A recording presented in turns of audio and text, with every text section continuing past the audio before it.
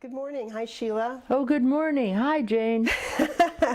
It's June 30th, 2013, and the Oral History Project, Brett Stevenson, Debbie Lee, and Jane Moore are here to interview you in your wonderful home at 1315 Castro Street in Martinez. Wrong. No? What It's is Court it? Street. Oh, Court Street. I'm sorry. I have that written down, but I said Castro. Because they start with C's. That's right. Well, see, I was just testing you. Thank you. So we're really excited because we know you grew up here in town, and you have such a rich history, and you've been such a great contributor to our community that we're really happy that you agreed to do this interview with us. Thank you. Yeah. So I would like to just start off with a little bit of your background, your parents, their heritage, how they met, and their occupations, and your family history. So if you would tell us a little bit about that, that would be great. Well, my mother was born in Hawaii, and she lied about her age and came over here and went to nursing training in Oakland at Providence Hospital, which before it was Providence was Fabiola Hospital. Anyway, that is where she got her education. And that was where? In Oakland. In Oakland, okay. Fabiola, you can find it any place. Anyway, they had the best nurse's cap. I think that's why she picked it. And my father was born in San Francisco, raised in Oakland, and became active at a somewhat early age in the Boy Scouts of America. And so when there were no jobs in the early 30s, there was a posting at Shell for a few openings, and I don't know how many hundred people showed up, of course, to be interviewed or to get those jobs, my father being one of them. When he went through the employment process, he met a man who whose name slips me right now, but anyway, he met a man who said, "Oh, you've been active in scouting." And my father said, "Oh, yes, I have. I've been here and there and done this and that." The fellow said, "Would you be interested in starting a scout troop in Martinez?" And my father said, "Oh, I'd love to do that." And so thus he got the job, and he started a scout troop. And so the rest is history. My mother then kind of married my father secretly. I think somebody told the nuns at Providence that she was married, but because they squealed on her, they didn't kick her out. So she was able to finish her degree, and she came out here to Martinez, and I think they both in about 1934. What were your parents' names? Boyer, B-O-Y-E-R, Albert and Dolly. And they rented in some odd places. There was a there's one remnant left on Ferry Street, one of these places that has a community bathroom and small rooms attached around, and so you lived there, but you shared bathroom facilities with 6 or 8 other units. And there was one on Court Street down before the post office. Oh, and there's part of one still on Court Street. There's one on Ferry Street that's still there. And still being used as that kind of still being residence. used. Oh, that kind of, from the 30s. It's like a low cost. When those places were built, when Shell was built, as housing for for the workers. So anyway, so they lived in a couple of those units for, I don't know, $25 or $30 a month, some absurdly inexpensive. And then when Olfinian Way opened up, there were lots that opened up. My father and mother bought a lot on Olfinian Way, and they built a house on Olfinian Way. And the houses on the north side of Olfinian Way were older homes, kind of interesting. They were stucco homes. Houses on the south side, for the most part, they were kind of infill houses. So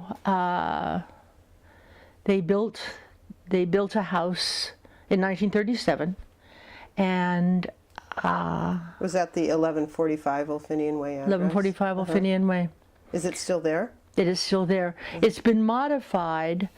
It was a little 2-bedroom house, had a deck over the back, had a downstairs, but it wasn't a basement because it was built on a slope, and it sloped toward Brown Street. Mm-hmm. And my dad built a wonderful playroom down there, built all kinds of benches into which we could put our games and dolls and blah, blah, blah. And it was great. So my mother was a nurse, so she was kind of a fanatic about cleanliness. I'm a fanatic about it too, but out of sight, out of mind. So, So your siblings, how many siblings? What are their names? I was born in 1937, and I have a sister born in 1940 who's now deceased, Zoe. Okay, Zoe. And then Vicki was born in like 45, Okay. and she lives in Clayton. And I have a brother that was born in 48, and he is deceased as well. Okay, so you were the oldest of the 4 kids. Mm-hmm. Okay. So, but none of them, let me see, 3 of us were born on Olfinian Way. It's Your true. brother was born when you'd moved When we across the moved street here, from here. right. Yeah, yeah. Yeah. And you were born at the Martinez Community Hospital, right? Community hospital. Okay. Yeah. Which still has an existing building there? Part of I think it's part of the county hospital complex. Yeah. The community hospital, it's either like, it's some kind of ward or some kind of office space or something yeah, I can remember it as a child, as having one wing, which was the maternity wing or the women's and children's wing, and the other side was men's. I didn't know that men got sick. My father never got sick, so I didn't know that men had to go to the hospital. I just thought women went to the hospital, had babies, and that was about it. Yeah. But it was old-fashioned. And one side of it was for women. Is that where your mother was a nurse? She was a nurse for the county hospital, as I recall. Okay. So she worked for the county, but my mother only substituted there, and she wasn't. I'm foggy on her career. Okay. I don't quite understand, because by the time I was born, she wasn't working. She didn't work after her kids were born then? Okay. No. But you said that she was known for her her volunteering or her working with the juvenile hall? Well, no, what she did, I can remember the only nursing job she did was Port Chicago explosion. We still lived in Olfinian Way when Port Chicago happened, and my mother went out to Port Chicago and was there for 2 or 3 days taking care of the incidents out there. So we didn't see her for a couple of days. So she would be called in because she was a nurse, and I don't know whether you had to register or what the deal was, but anyway. If there was an emergency, she would go. But she, what did you say she was known for? I thought that there was some notes of her volunteering for... No, she went to juvenile hall. She never volunteered. She decided when I was a counselor at Right. juvenile hall. She went to replace a nurse. Okay. There was a nurse who worked at juvenile hall at that time full time, and that nurse got sick. So they hired my mother to fill in for her while she was ill. And I think there was some feeling that maybe that ill nurse would never return, but she did return. Oh, okay. And then my mother went into counseling, and that was her story. Until she was 72 years old, she worked As a counselor. she was some kind of a supervisor and all of this, but she never wanted Maxine Maws's job, which was running the place. So she was like second runner of the place. And happy to be that. in that Happy to be position. that. She never really wanted to do all the paperwork. and No. everything. She liked working with The people the kids. contact. Yeah. Wow, that's... So, because we didn't give her enough trouble. Had you only known, you could amp that up a little bit, right? She told us if we ever arrived at juvenile hall, she would put us in solitary or something. I mean, it's just like, That's funny. So then when did you leave Olfinian? when I was 8. When you were 8, and you moved across the street from this home that we're in Right. today to 1336. 1336.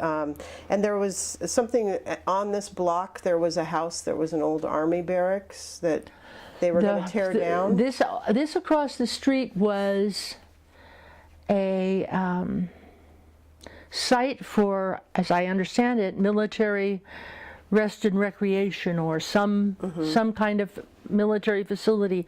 So they had buildings, wood buildings that were dorms, like, that housed Army guys. During World War II. Right.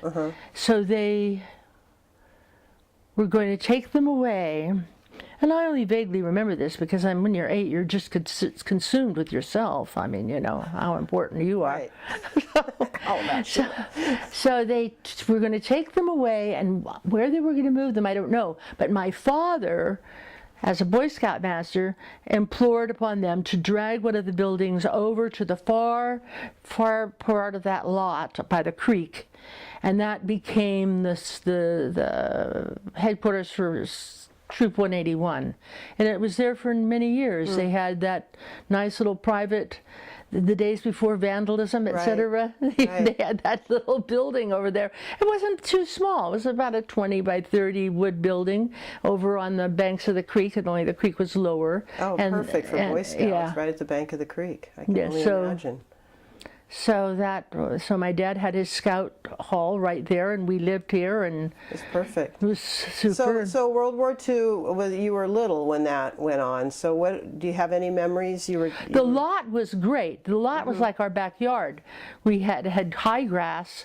You could play in it till the grass died down, or till you played too hard and it wilted. Fell over. And we dug holes. We were constantly digging holes, and using the grass to cover the holes and trying to trap people. I mean, fortunately, we never did. But you were digging holes so that you might be able to catch them. Right, like in movies. You catch rhinoceros or something. We were avid hole diggers, and then we thought, when we got really going, we thought we'd come out in China or something. We knew that China was on the other side, so we'd just keep on going, and we'd at night we'd go get our parents and show them the hole, and nobody seemed to mind the fact that there were holes, because their feeling was nobody should be browsing around in the the lot anyway. Anyway, so they didn't. Were you digging these holes with your siblings, or? Oh yeah, siblings, and it was a neighborhood. Okay. And those who were some days, of the kids in the neighborhood? Elise Crow and Linda Crow lived next door on Jones Street. And Diana Vanny, and Bill Vanny. He never played much. He was older. And Louis Edwards and his brother Johnny, and. Is it mine that's making noise? Yeah, it's probably Kibble. Thank you. Pat Keeble. No, whoever. Oh, maybe it is. And somebody else. Oh, well. It's all right. But there was actually, and then there were people from the hill up here, like Yvonne Arnaud, and there were kids from all over, but this seemed to be a good congregating place because it was quite safe. Because Jones Street stopped at the junior high, didn't go any farther. There was a barricade there.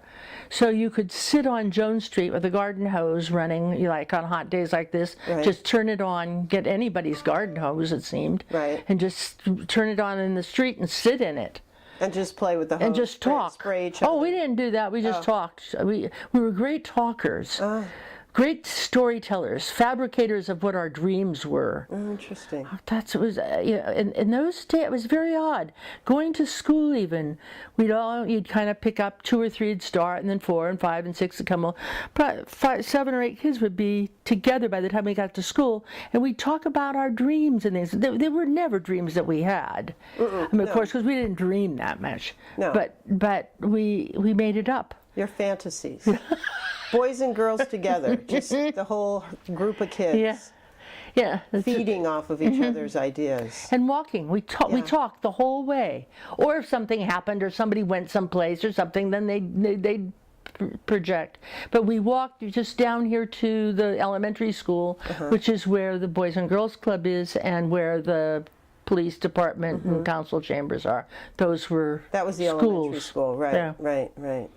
So, it was kind of groups of kids. We never had parents walk with us. because I guess they believed there was safety in numbers, and there was to a degree.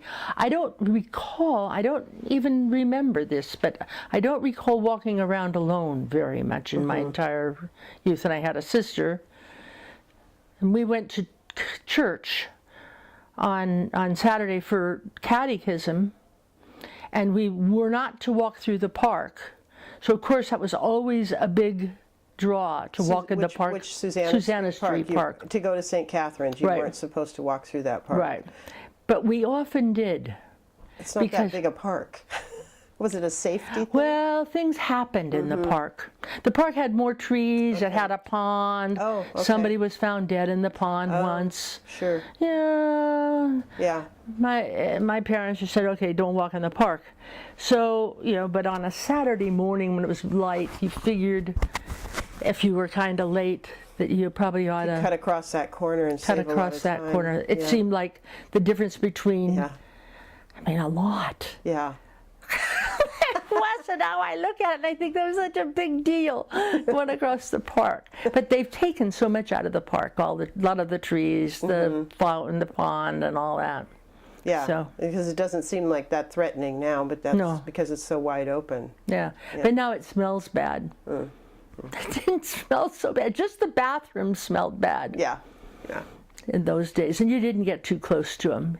And there was a drinking fountain at one court, and there may still be. Is there a drinking fountain at one end of the bathroom? An old stone drinking fountain? That was there. Arched, yeah. Yeah, that was there. So if you got thirsty, you had to go. Yeah, right. In the park. Right, and the bandstand was there then? No, the bandstand. Bandstand is only 10 years old or 12 years old. Okay. Where was the fountain, in the middle of the park? It was near this pond. I mean, the pond was in the middle of the park? So, yeah, over to the right, as you're going north, so it was over kind of to the right, And it was made of that same rock that the drinking fountain's made out of. Yeah. Probably all local rocks from around there. Yeah, I guess so. I would imagine. You mentioned the creek, and we didn't go down to the creek very much. I was kind of...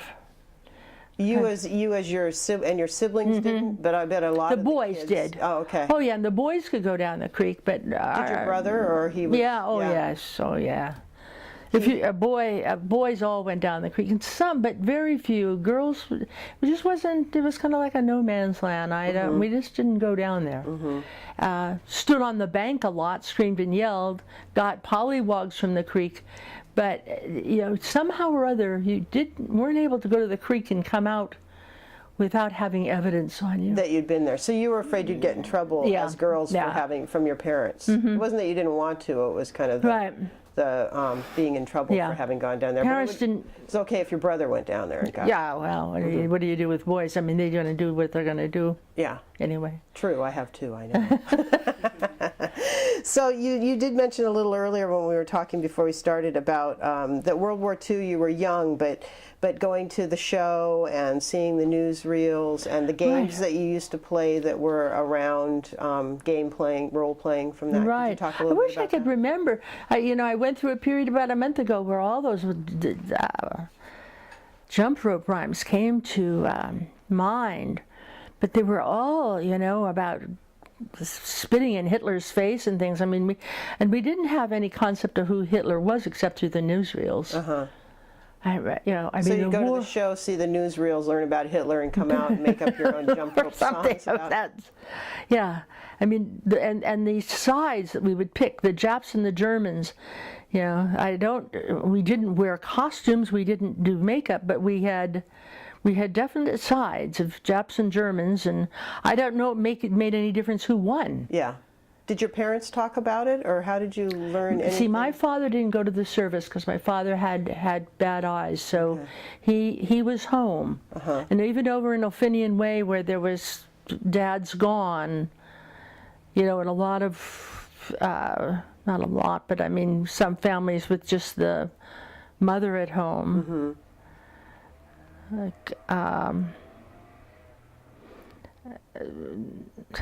There were, I don't know, the war wasn't an impact.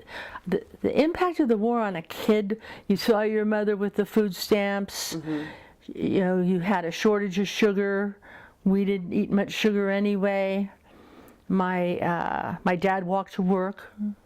My dad worked at Shell, and he walked, so he didn't use gas.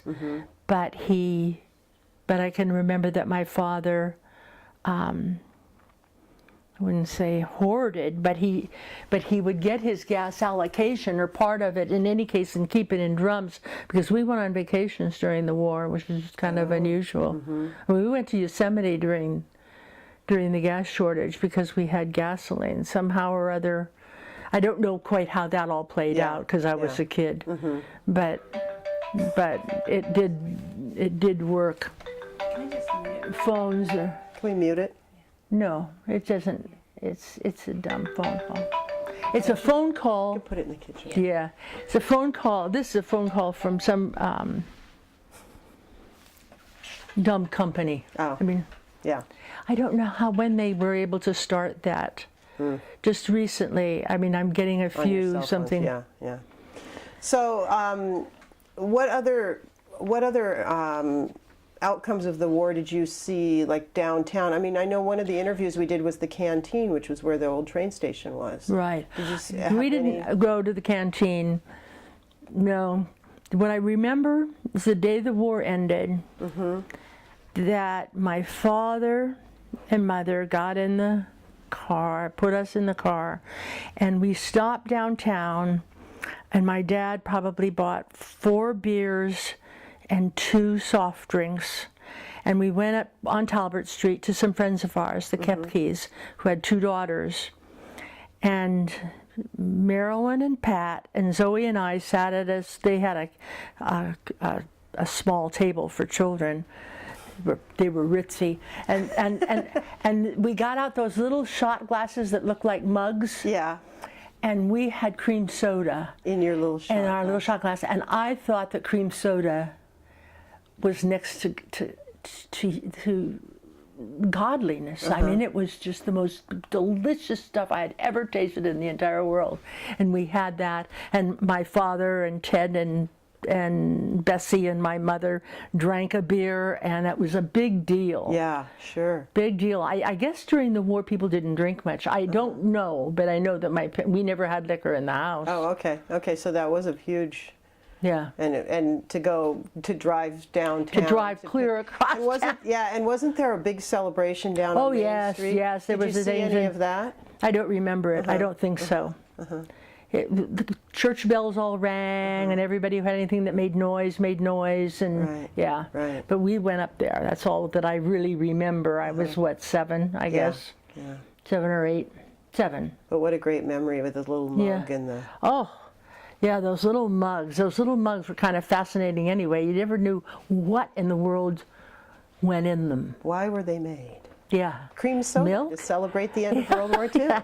I mean, milk just didn't seem to make it. No. You couldn't pour. You'd have milk all over. Right. Yeah. Right. That's funny. So the war, the war. My dad was home. My dad worked at Shell, and with the exception of the fact that some children's parents or father was gone, the war really had no Impact on you because you were No. so young. Yeah. Yeah. And so there, I mean, you grew up in Martinez when downtown was just such a viable, incredible. There were stores in every space. You know, they sold bicycles, and you know, that was the great thing to go down. And I'm having just a memory cramp today. I think Sunday's not my day for thinking. But there was a bicycle store where I guess Firestone was where Citibank is now, and the front part was kind of their clean merchandise, and the back had bicycles and all that. So if you walked around the side on Las Lunas Street, you could look in and see bicycles being worked on, repaired, and, yeah. But we never went in there. Interestingly, Bob Grilli rented that space years later and built a boat in that space behind Citibank. But everything, there were a number of fountains. And the fountains were a big deal because my family just never went to fountains. Soda fountains. Yeah. Right. Okay. Or eat out. Several soda fountains. Several. Wow. So that was a real special occasion. Would you ever go to one like for your right, birthday? yeah, or no, not really. Not really. For your birthday, you went to Spriggs. What was that? Spriggs was a chicken house out by. I've heard of that place. Out by where 680 and 580, or 680 and 4 cross now. Right. But it was back towards where Local 1 is, kind of back this way. So Spriggs, it was a chicken house, and that's Actual sit-down restaurant. the actual sit-down restaurant. And everybody went to Spriggs That because was the place. it was real reasonable. And good. And they had minestrone soup in a bowl. It was like what Bertola's Old was. Bertola's. Good bread and chicken and as much as you could eat. And so that was where we went. And then when we went to the city, usually once a year, my family did. We went to the zoo, and then we went to a restaurant.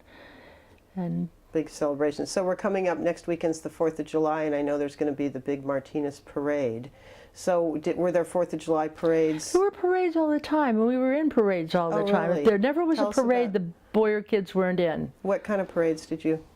Or What floats? Did you have holiday it was, floats? it just didn't seem matter. to make much difference. But we always were just cute as could be in one. Did you march, or did you have a float, or did you just dress We up walked in usually. costumes? We didn't have a float. We walked In costumes? in costumes. And the silliest year, I think we'd been on a trip, so we came back and we didn't have time. I didn't have time to do anything real clever. So we all dressed up as different sports. You know, baseball outfit on one kid, and my little brother was small, so he was in a wagon because we didn't think he could make it, but wearing a baseball outfit. And I wore a tennis outfit. I just thought I was Peachy Keen in shorts and a shirt and carrying a tennis racket. But we won. We won again. Yeah. The Grilli family wins again. No, Or, the I'm Boyer sorry, family. The We were Boyd just family. The Boyd family Yeah. wins again. Yeah. Yeah, we were just always, you know, 4 kids just smiling their ears off. And did you guys want to do that, or did your parents encourage you? This was all we your- wanted. Yeah. Outgoing siblings. Well, I mean, in my family there wasn't too much I don't wanna. And in those days there wasn't too much Right. I don't wanna. It wasn't. The part you played in family negotiations was real limited. I mean, you just did it. You just went and did it. And well, it sounds like your parents encouraged you and were supportive of you. And, But I think that was the way most people were. I mean, I think I remember seeing my friends. But then, of course, there was an influence because we had this fellow from the Public Works Department across the street, and he always was in charge of big floats, kind of like the city float that had a covered wagon on it and everything. And often we were on that float. okay. So I mean, he was there's pictures already of me- kind of working on that, and that would kind of stir the juices. of Stir the interest. juices, Yeah, sure. But, And that was Mr. Vanny? Vanny, yeah. And he was responsible for the Fairyland, right, at Rankin? Right. Okay. Right. So you said you were a little bit older when that came around, but where did he build all the part Down of at Public Works. Okay. So Down you at got to Public see Works. that kind of happen. And Diana, his daughter, is still in Martinez, or is back in Martinez, lives out on Vine. So She was a school teacher, wasn't she? she taught at DVC. Stevenson Oh, okay. was her married name. Okay. I think she went as Stevenson or Vanny. I don't know. Can't remember when she was at DVC. So Rankin Pool opened when you were a child also, Yeah, 8 years big- old. the big- And you were there, weren't you? You went Big, to yeah, that? Great Gildersleeve and Dennis Day. What was that celebration like? It was big. I mean, everybody went. It was was it the first community pool here in town? Yeah, well, it was a World War II memorial. Oh, okay. It was a memorial to the troops, and so it was a big deal. That's why the park was built, or that's why the pool? No, the park was always park had there. always been there. Park was always kind of a little. They gave the park some standing. Yeah. Park was always kind of a dusty place. So this was a good. The pool was good. But my ability to reign around in the park wasn't great. You could go with a bunch of kids. To the park. And but preferably we would go on up the Crockett Road and we'd go to the cemeteries. Cemeteries were big when I was a kid. We'd crawl around those cemeteries and bring home what was then plastic flowers, which isn't like the plastic flowers there are now. They were kind of like a shiny, crispier plastic. That people had put on the graves? Well, and the you'd bring people had them put on the home? graves that we thought were terribly great looking. And So you brought them home? we'd haul one home secretly in our pocket, but of course we always got caught. I bet. But still, that wasn't too bad. But we got up to the cemetery. We played war games up in the olive groves. And our parents, if my mother thought we were going back up there, she'd make us wear the same clothes we wore the prior week. Why is that? Just Because we came home all dotted. From the olives? Olives. You know, ripe olives leave a terrible stain. Oh, so okay. you threw them at each other. Oh. Our parents didn't really think that you should because they were afraid somebody's going to get hit in the eye. That was the old get hit in the eye years. And but we threw olives at each other incessantly. You're climbing the trees and just. Well, we all picked them around off the ground because they were juicier. And they made more of a splat. Yep. And then crawling around in the cemeteries. Crawling around the cemetery, bringing home flowers. The Catholic cemetery didn't go in the Protestant cemetery very much. Went in the Catholic cemetery is they had creepier headstones with really? pictures in them and stuff. Yeah. You know, oh, look at this one. Oh, look at, you know, how old she was. Right, It was a little more creepy. Yeah. Protestant one was pretty tame. Were you daring each other? Or? Oh, all the time. Yeah. It was a big deal. It was a very conversational era. It's hard to imagine that people talk so much because now we have televisions and games and video games and everything. We talked all the time because we didn't have those things. Right. So it was like, come here and see this and da da da da da. I laugh to think that we just kept ourselves busy yapping all the time. Well, and it was so great that you had siblings that you were so close to, Right. that you had your own pack. Yeah. You know, I mean, wonderful. You had neighbor kids also, but Right. push come to shove, you had the four of you. And you found people on the way, Oh, that were you just know, looking for something to do, so they along. come along. So it was just a gathering herd of kids. Run by the fish market because it stunk. Where was the fish market? On the corner of, it was across from where Gary Hernandez is. Okay. On that corner. Where the new building, where the new county building is, or? No. Other corner, kitty corner from the new county building. Okay. An old two-story building. We used to fantasize about having to live over a fish market. You know, you wondered if you smelled that smell all the time, or if it went away at night. Right. So on your way to the olive orchard, you'd run, because that's on that path, so you'd have to run by, because I could just imagine you all squealing and shrieking and holding your noses running down the block. And sometimes we would make such a thing that he would come out and kind of shake his hand at us. That was great fun too. Of course, the louder you could be, you might actually draw him. And we had an old house down here that we thought was haunted on the way to school, and we named the person that lived there. And it was Sarah Kuza One Tooth Spit Tomb Cucaracha. And we used to sing that to this poor person who lived there. I have no idea. And then we found a wooden leg on the vacant lot. There's now an apartment house there. That was just, that kept More us busy. evidence. That kept us busy for a month.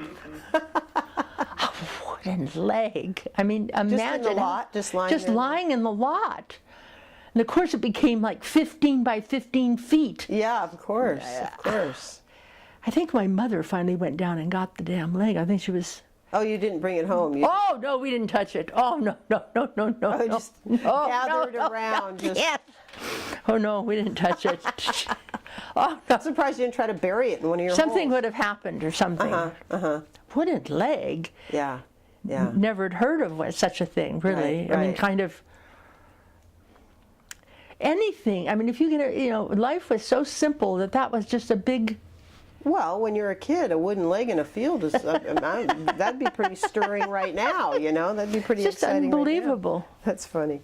That's funny. So where did you go see your shows, your movies? State Theater. Okay, so yeah, that was quite a building, wasn't it? State Theater and Avalon Theater, and we always went to the State because my mother said the Avalon had fleas. Where was the And Avalon? the floor leaked. So if you sat in the back of the Avalon, you'd come home with wet hair. My mother was not fond of that. balcony floor leaked? Yes. Where was the Avalon? It was where the community college building is now, okay, that okay. block.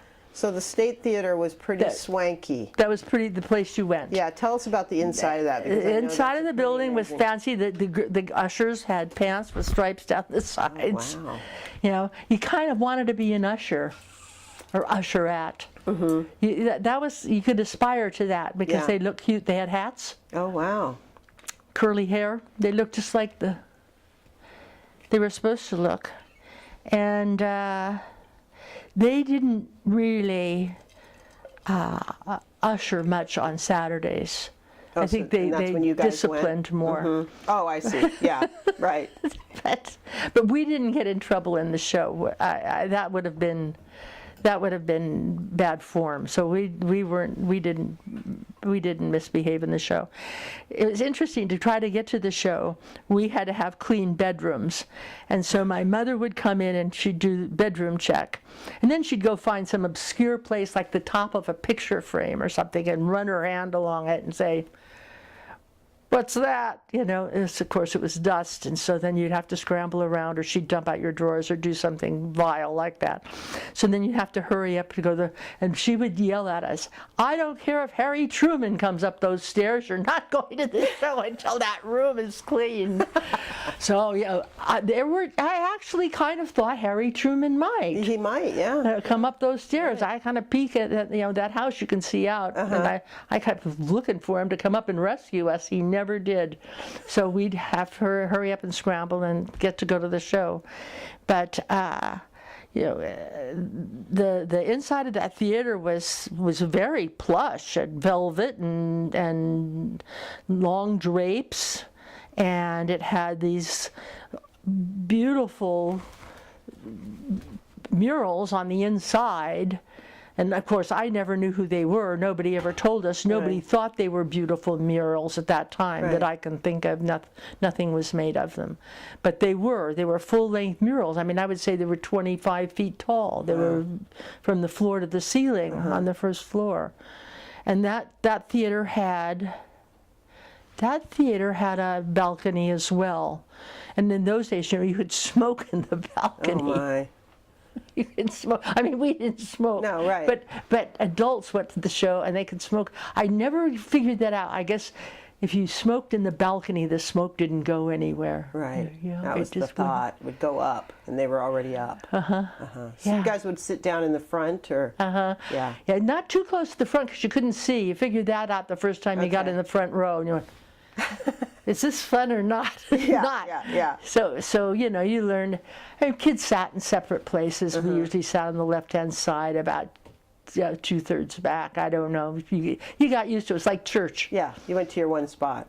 How much was it to go to a movie then, do you remember? 11 cents. 11 cents. And was it a double feature? I believe so. With You the had the newsreel? newsreel and you had cartoons. And you had, Do you remember any of the movies that you saw? there was Abbott and Lou Costello, and they were always those were silly, I can remember. And then they had these dragon, like Batman type things with dragon caves and things like that, but they weren't scary. I don't recall ever being frightened by them. And cowboys and Indians were pretty big. Yeah. My sister always cried until, every time she would spot some baby being hauled off on a horse way in the background of the film, and she'd say, what? And she would cry until somehow or other that baby was rescued or came back into the film. I don't know. But I don't remember the exact films. And we only went, the first night film I went to was Gone with the Wind. Oh, really? First night film. I Did went you go with your my parents. With your parents? Everybody went, the whole, No, to be honest, I think I went. just you and Yeah. your mom and dad? It was the idea of school the next day. Oh, I see. Well, it's a pretty epic movie to have be your first Yeah. night film. I don't even remember it. I don't think much. but exciting to be able to go out with your parents. Parents at night. Yeah, yeah. And those days, interestingly enough, and I don't know how many people about this, you didn't have babysitters. Babysitters were unheard of almost. So, I mean, you had a neighbor come in and, you know, but we almost never had babysitters. The oldest child got old enough to watch the crew, and the family didn't go out. The family went out to potlucks. You had potlucks maybe once a month or every 6 weeks or so, and you got together with your parents' friends. Everybody brought a dish, a salad or something. You went to somebody's house, and everyone sat around and ate. And then the children went into one bedroom and hopefully fell asleep in their pajamas, and the parents all played cards. And then they piled you into the car in your pajamas, and you went home. So they came to your house, and your house was one of the houses. Yes, it was a big deal. I mean, that was. Families got together a lot. There were no babysitters. That was a night out. Or pre the pool, because my dad was a swimmer, had always been a swimmer. So he, being from Oakland, he swam at the Athens Club, I guess, and we went out to Marsh Creek. Oh. So that was a big deal, you know. We'd get the wood crates, and my mother would make salad and whatever we were going to eat, and we'd put them in these wood crates, and we'd stop at Concord Feed and Fuel and buy a thing of ice and put burlap over the top, and somehow through some, as my father explained it to us 50 times, about some process of evaporation, et cetera, it kept everything cool. It did keep everything cool. We didn't care. We just wanted to eat it, and it had to be cool, so that was fine. What kind of car did you have? What did your family? We had an old Pontiac. I mean, of course, it's an old Pontiac now. Maybe it wasn't so old, but it was old. My parents were good for buying. My dad worked at Shell. He networked. He bought a car that some guy who didn't, he drove back and forth to work. Right. Across town. Yeah, across town. So we bought that car, and that was the car we had. Cars notoriously boiled in those days, and we always took a trip to the mountains. We always went to the mountains in the summer, and we boiled. Boiling was a big thing going up hills. The radiator. The radiator. Yeah. And then I got to be old enough that I could put the rag on the top so I wouldn't get burned, and I would unscrew the thing, and I could put the water in the radiator when we boiled. So now nobody boils. Big responsibility. Yes. Yeah, that was huge. Yes. Yes. So you eventually got old enough to ride herd on your 3 siblings. Yeah. And did your parents go out much, or I mean, you just said that wasn't a lot. No, we went out to Marsh Creek, and we went with there were parts of that same crowd of people, of adults. And they danced. They had a dance platform, and so the parents would dance, and we again were in our pajamas and in our various cars. Or if we were very good, we could sit in somebody else's car until we fell asleep. And when we fell asleep, they piled us on our own car, and we drove all the way home from Clayton, which was that was a long drive at that time. Yeah. Sure. So the Martinez pool, when it opened, was a bonanza. Yeah. Because we had always gone out to Marsh Creek, and still did on occasion go out to Marsh Creek because other people liked it, and we had friends in Concord, and those parties were great fun. Once the pool opened, you could go to the pool and swim, and then everybody could go to the houses and continue the party into the... Not too much. You had to be home. And in those days, you had to be home around 5. But what you did, you kind of gathered a bunch of people on the corner, and so you started out with 4 or so people that had their bathing suits on and their towels. Right, and the neighborhood kids. And their shoes. And so then we would walk up, and then we gathered people as we got up to the pool. And you used to walk up to the pool barefoot, right? Yes. You pretty much were a barefoot kid, weren't you? Yes. Your my sister and I were. Your mom's influence? Yes, the Hawaiian stuff. And to this day, I have things in my feet, various unidentified matter that are in my feet because I've walked barefoot so often. But now I got this infection which has nothing to do with the various things that are in my feet, like needles and... Just from walking around barefoot? Walking around barefoot. My mother sewed. Okay. So I picked up a few things. Inadvertently, I'm sure. And it's too hard to go get them. Yeah.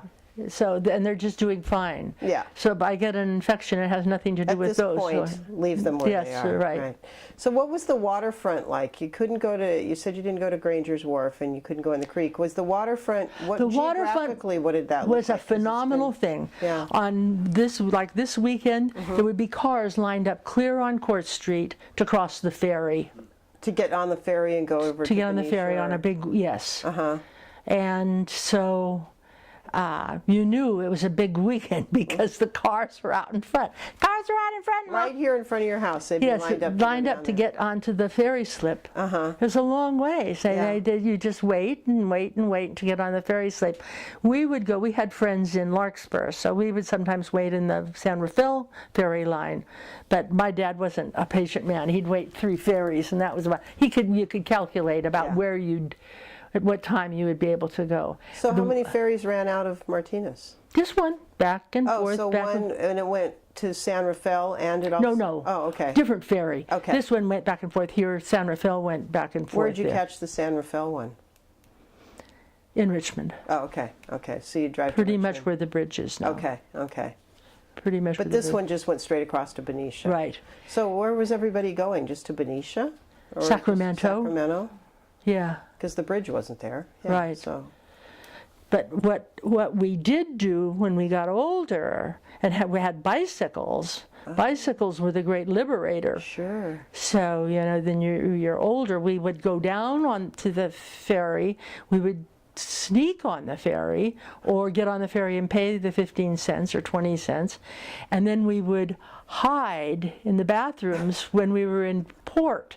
So they didn't kick us off in Benicia. So then we would ride back, and then we'd hide in the bathroom, then we'd ride back and forth. We would do that. We'd buy Milky Ways and split them up and feed the birds and do whatever until we started getting in trouble. So you just stay on the ferry and go back and forth, Yes. back and forth. Back and forth on the ferry, yes. And then the pilot would get a little anxious. Wise to you. And he would come out and he would kick us off the ferry. And he always kicked us off in Martinez. I was going to say, which side did it kick off on? And we always fantasized what would happen if we got kicked off in Benicia. Yeah. That was it was a big titillation about being kicked off. Sometimes, or oftentimes, we got off in Benicia, we rode all the way into town. That was a hefty ride. We go to the clock shop until he kicked us out.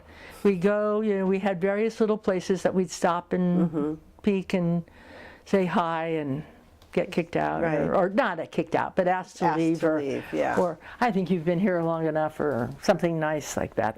People were mean. Right, right. So, but we did that. We could spend a good Saturday going Yeah. back and forth on the ferry and going to Benicia, and if we had money, we got ice cream in Benicia. How did you get money? I was going to ask you that. Did you get allowance? We got allowances. Okay. So what was that? What was that based on?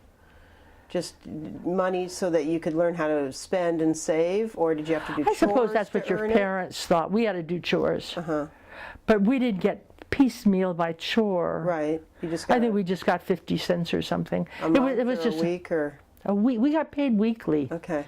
but we had to put money in the collection. I do remember At that. church. And jujubes were a nickel. Show was 11 cents. Didn't leave you all but like 4 cents to squander at Bunny's. Bunny's was the little store down here on Susanna Street by this where the boys club is, that is now like a multiple dwelling. It's a it's a piece together thing. But that was Bunny's, and What they was had what did they have? a lot of penny candy and cheap candy bars and things like that. So you'd go to Bunny's. Yeah. Everybody went to Bunny's. Bunny's And there was the place. Mrs. Bunny, Oh, because it was really? those days when you didn't call people Flora or Right. Well, heavens so no. her name was Mrs. Bunny. What was she like?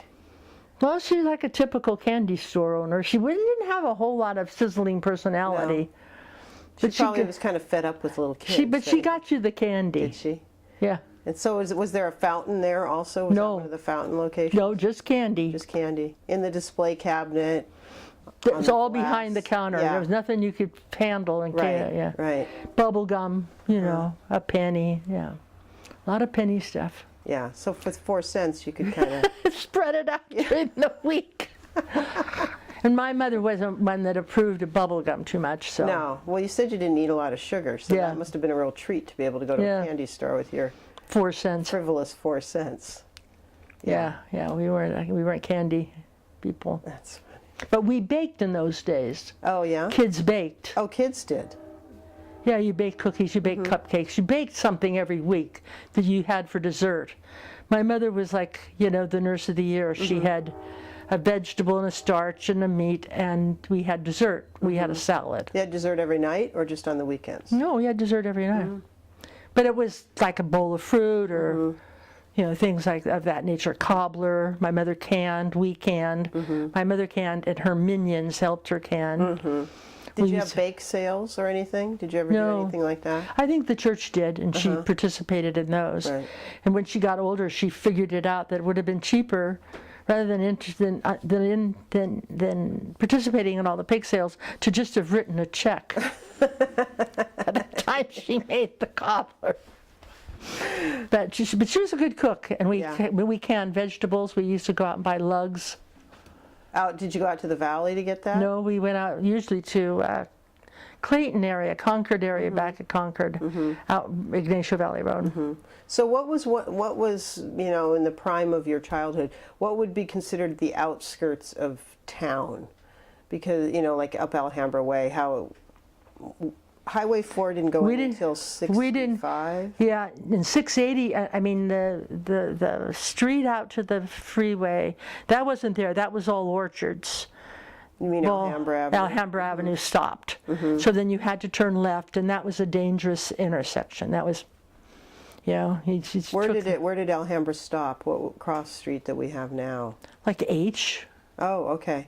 So beyond that, it was very rural. Where they used to be, the Y Club was on the corner. The Y Club isn't there. There was a car dealership, which is now Walgreens. Oh, okay. So that's pretty much was the end of Alhambra there. Yes. And then you had to go Alhambra Way, Alhambra Way. Okay. Okay. So that was one way out. The other way out was to turn right and go out Canyon. Uh-huh. Okay. Did that go all the way through? That went all the way through to Franklin Canyon Road. Oh, right, sure, because Highway 4 is where that ends now. Yeah. Uh-huh. So we went out that other way. Yeah, when we went out Canyon Way, we would go to Pinole. That wasn't all paved out there. We'd go to Pinole and pick up my grandparents on the bus. The bus stopped at Pinole. They came from where? Oakland. Okay. So you went out there. Mostly we went out Pacheco Boulevard, and there was an old creepy house out there that we were sure was haunted. We made up many stories. Kids in those days had many stories about haunting was big. And there was a haunted house out there behind that Y. I laugh at those because I can remember, Vivian and I, her father was a police officer, sheriff's officer, so sometimes he had to go places that we went out of town. We went out of town more. Our family went out of town to Oakland. Okay. But because we had grandparents there. Right. But we didn't. We went up to Talbot Street. But for the most part, you walked, and then But I can remember Vivian and I were in the back seat of that car, and of course we were just talking up that house and about this. I'm making up stories. I mean, we knew nothing. Right. Fabrication. So we're scaring each other to death in the back seat of the car. And I can remember her father saying, "It's not the dead people you have to be afraid of, it's the ones that are alive." And that has stuck with me almost my whole life. Right. That's true. Why in the heck were we afraid of these ghosts in this house that was 100 yards off the road? Right. It was true. Very good advice. And it has stuck with me for all these years, and that's a long time. We kind of grew up in that moment. A real awakening. But I'm sure it continued. The haunting stories continued. Well, not so much. I think we learned something because we did just make them up. What are those? And maybe TV came along. No, I don't know what happened. I never watched. I myself was never a TV watcher. So You didn't have one. When did your family get a TV? Do you remember that? Yeah, I was in high school. Okay. I guess I was a senior in high school. And they got the TV, and I belonged to every single thing in high school you could. And one of them was Junior Statesman. It met at night. So my parents told me I could take the car. Big deal.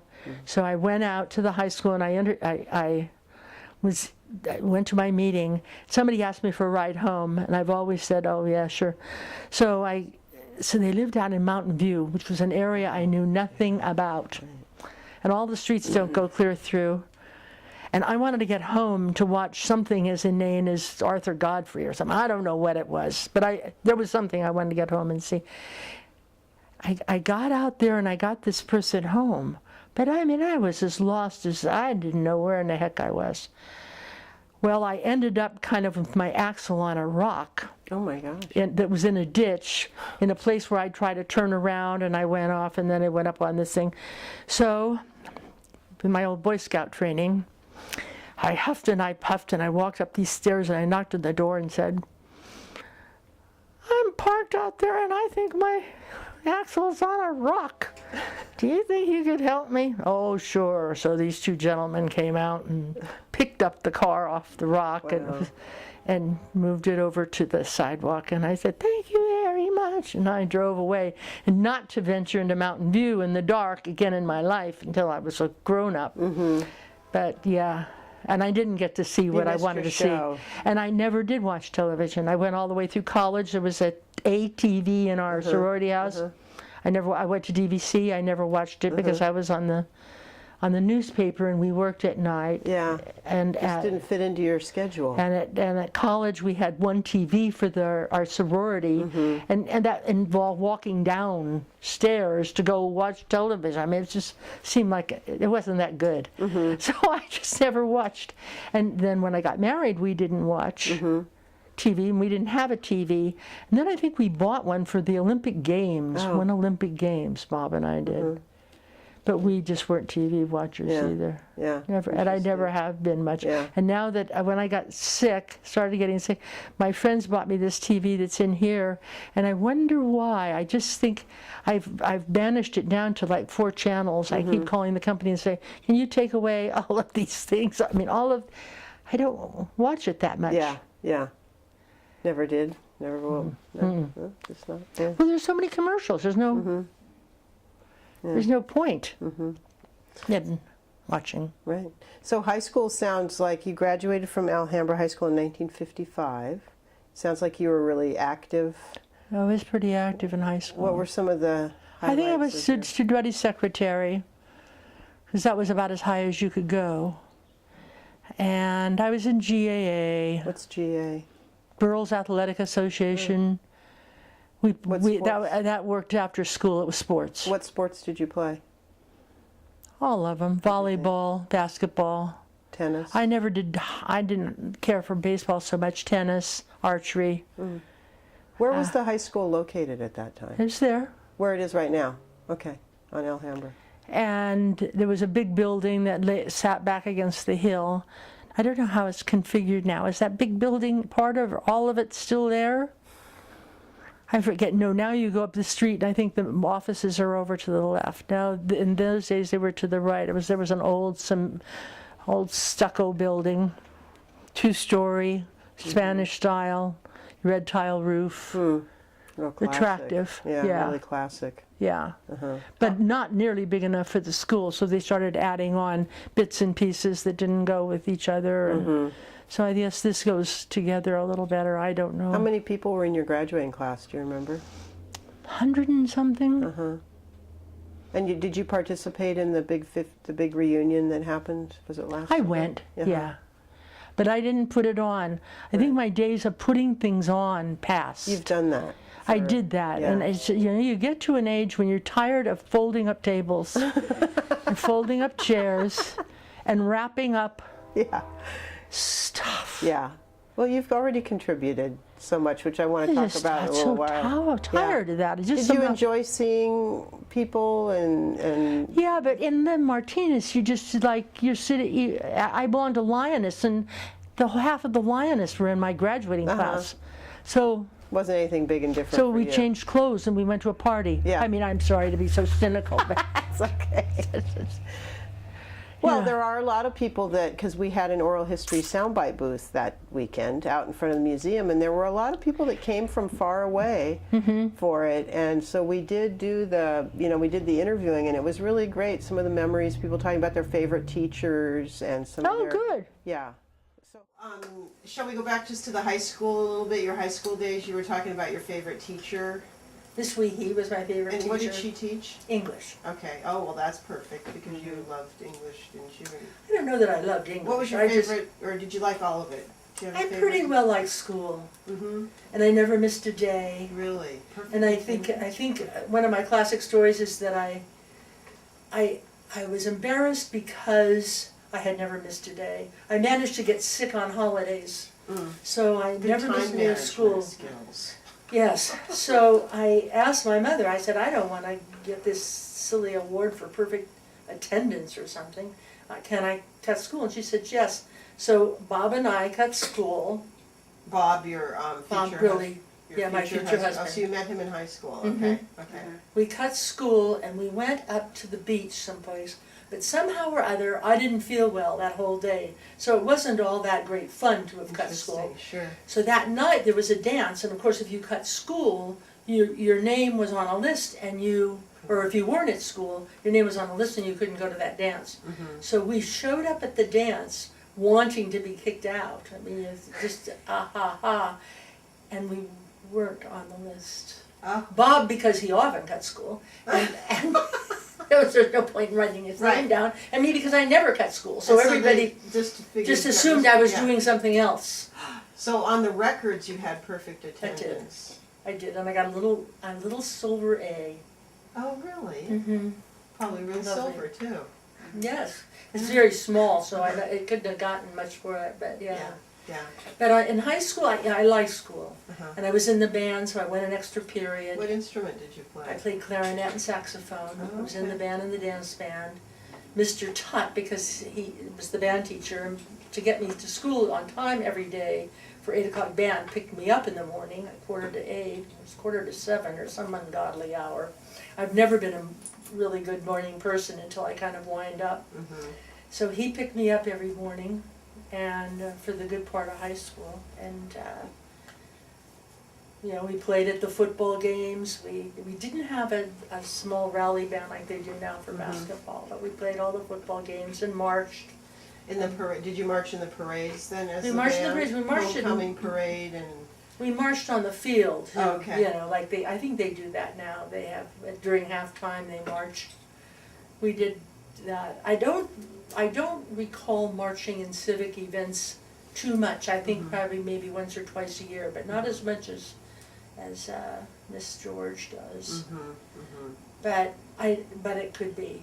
I can remember that our band uniforms were considered angelic wear or something. Mr. Tutt and Mrs. Tutt would stay after any performance and would examine those uniforms piece by piece. If there was a grain of tobacco in the pocket, I cannot tell you what happened, because never, of course, would it have done.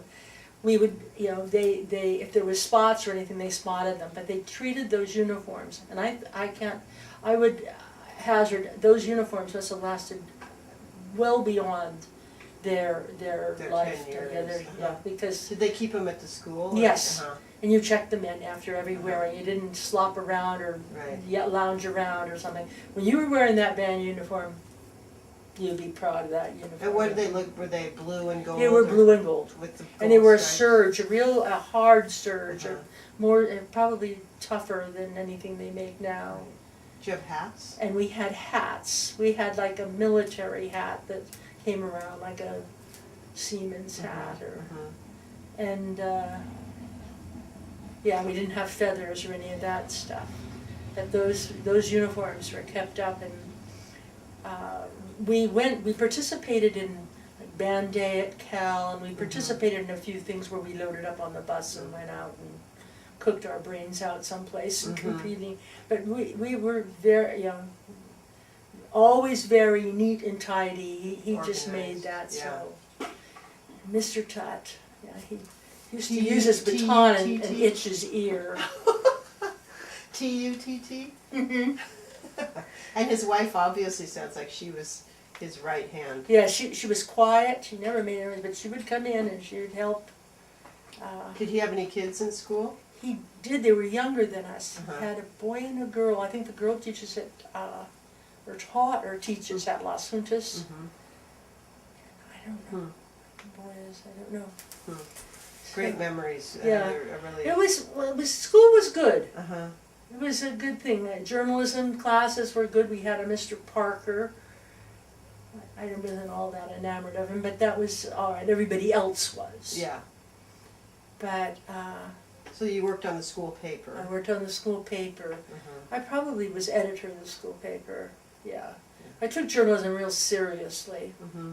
The who, what, where, when, why, how. Right, yeah. right. Well, because then you graduated from Alhambra High School, and then you went on to DVC. DVC. And I worked on the school newspaper there, which was the Viking Reporter. And that's where I met Pat Keeble. Uh-huh. And I aspired to be editor of that, and I became editor of that the following year. I ran for student body president at DVC, and one of the things they used against me was I was going to be editor of the school newspaper. How could I be editor of the school newspaper when I'm president too?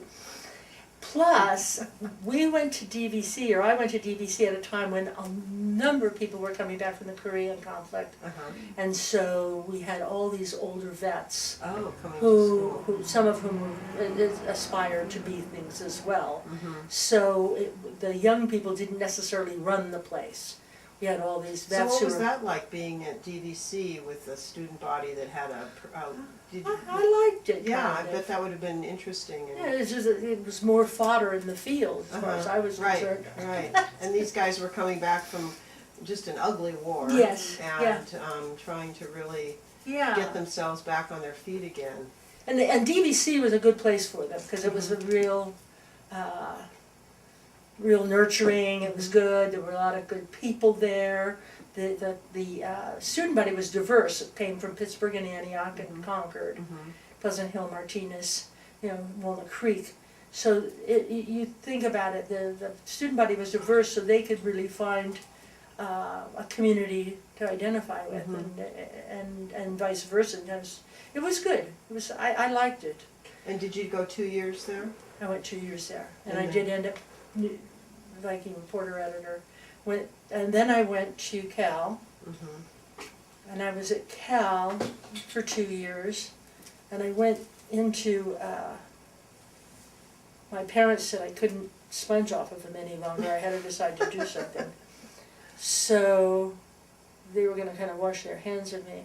And so I went to the Cal Education Department, and I talked to them, and I wasn't all that thrilled with the Cal Ed Department. It was very theoretical, and so I went over to San Francisco State, and San Francisco State is a more hands-on kind of program. So I graduated Berkeley, and I went over to San Francisco, and that way too, with the same amount of money my parents gave me at Berkeley, which was about $100 a month, my sister and I could both go to San Francisco State. We could live. We had to work, but we could live. We could pay our You had an rooming. apartment there? Or you Yes, we had an apartment in the city.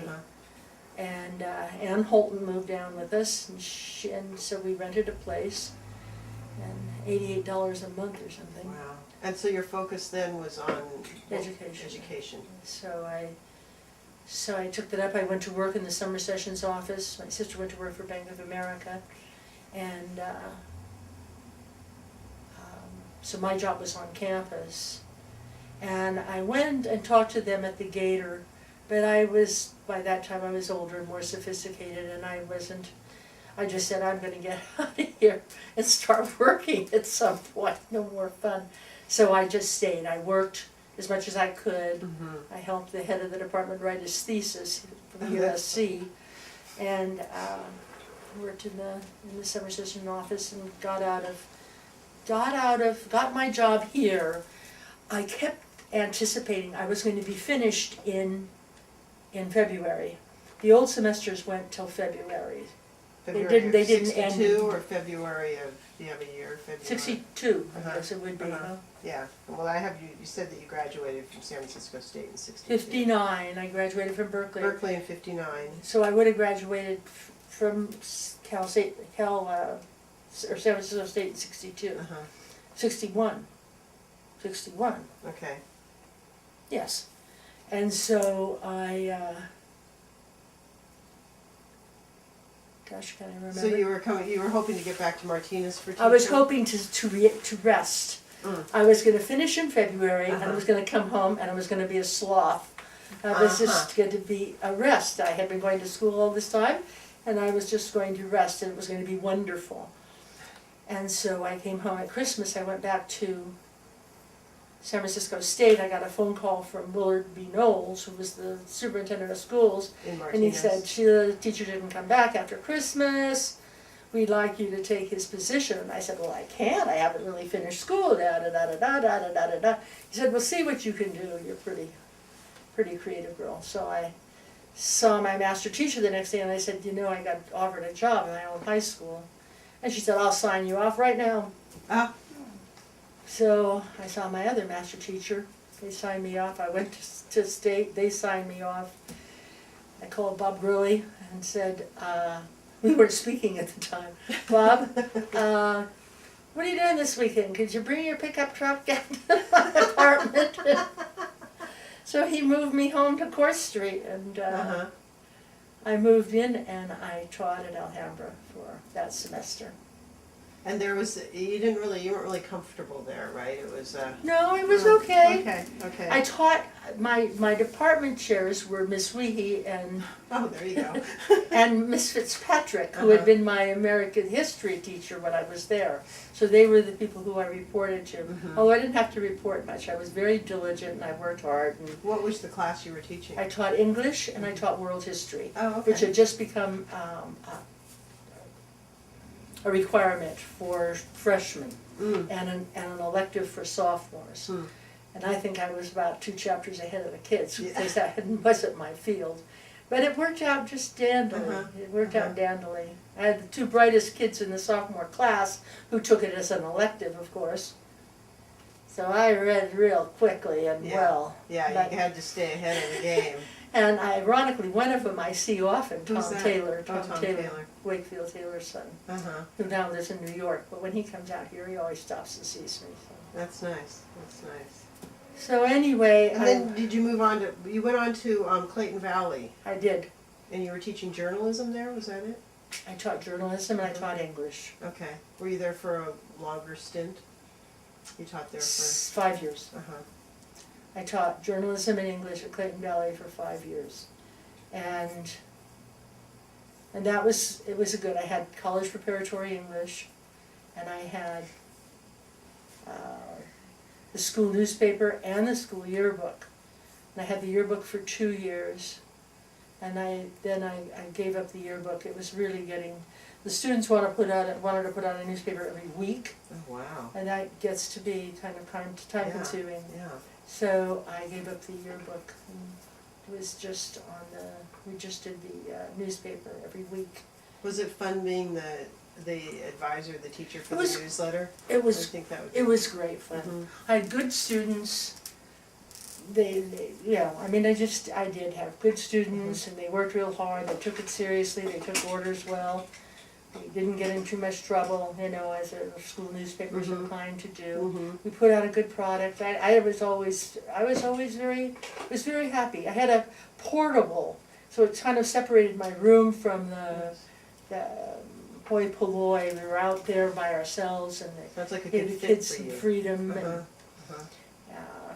Now, when did you marry Bob? What year was that? 63. Okay. I was at Clayton Valley, and I married him in February of 63. Okay. You were obviously speaking again at that point. Yeah. Well, those things went on and off. You figure I met him somehow. I met him down here at what was the Episcopal Church, which is now a halfway house or something.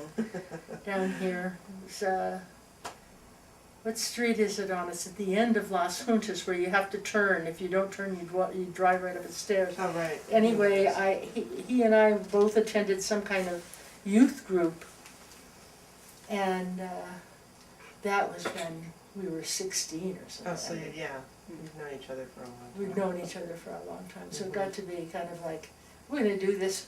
Yeah. What are we gonna do here? So, and we got married in '63. Okay. Had my students came and hip hip parade and had the reception at the Kiwanis Club and all of the typical things. Uh-huh. Moved into a little house we bought on Birch Street, and then we bought this house. Okay, okay. So the history of, I mean, I know that you said that you wrote a column for the Martinez News, not... I think it was the Reporter. Now that I think There's that's... such a history of newspapers in Martinez. Yeah. It's one of the oldest running, I mean, I know that the Gazette has had many names, but it's one of the longest running newspapers in California, is my understanding. Do you know anything about the history of the newspapers in Martinez, or? I wish, if I thought about it, I could do it. Bob Tatum, who ran a newspaper in Martinez, does come into my store on occasion. Mm-hmm. And he and his wife Emily started something called either the Martinez News or the Martinez Reporter. I'd have to go through my upstairs, God forbid, to find out which it was. But I worked for them. I wrote for them, and I proofread, and I did various and sundry things. Bob would remember. And that was a different paper than the Martinez Gazette? Yes. Okay. I didn't realize there were two papers going on. Yes. Uh-huh. Even like now we get something that has to do with the Contra Costa Times that comes. It's like some adjunct that Rob Schroeder writes in. Do you get that? Yeah, I do. It's that focus thing. Focus. Yeah. And who does that? I don't know. The Times, I think. Yeah, I'm not sure. I've seen it. It's like it goes out Pleasant Hill, Martinez, Pacheco. Is that paper you're talking about? Yeah. Yeah, I don't know where it goes, but so one winds up here every once in a while. So, Mm-hmm. so, but we ran a little newspaper, and it was Was it weekly? Was it weekly. okay? Weekly. So you wrote a column with, what was your column about?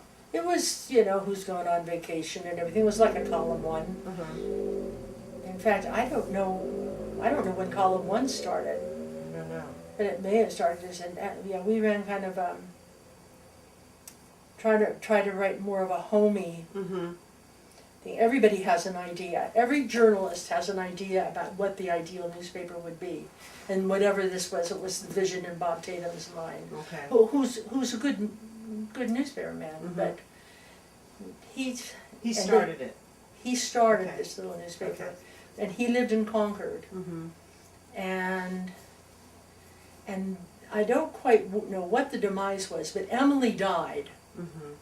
and that may have been the demise, or it may have been shortly after but somehow all of those things It happened. just kind of together. petered out. How long Yeah. did you write for them? How long did it go on? You think 5 years? 3 to 5. Uh-huh. Uh-huh. Harriet might know. Oh, more that's than- true. That's true. Did you enjoy that? Was Yeah. That, it wasn't drudgery having to come up with a column a week? No. I like writing. Mhm. I Do you like, still do it? I used to do more. I used to write things and just turn them in.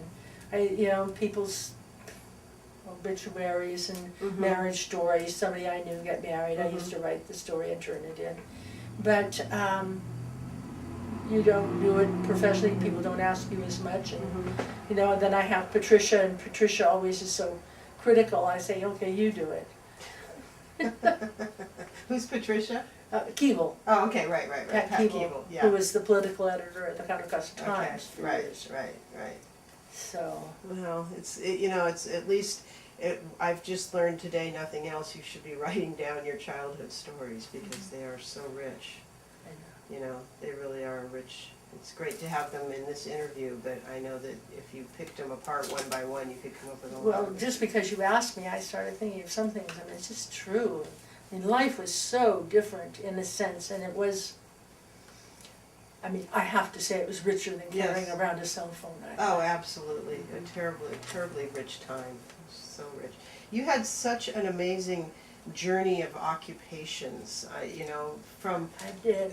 the points of having several jobs, and there was something where you were commuting to San Francisco and coming back, I real did estate, 250. banking, flooring. I mean, can you talk a little bit about your But I world of occupations?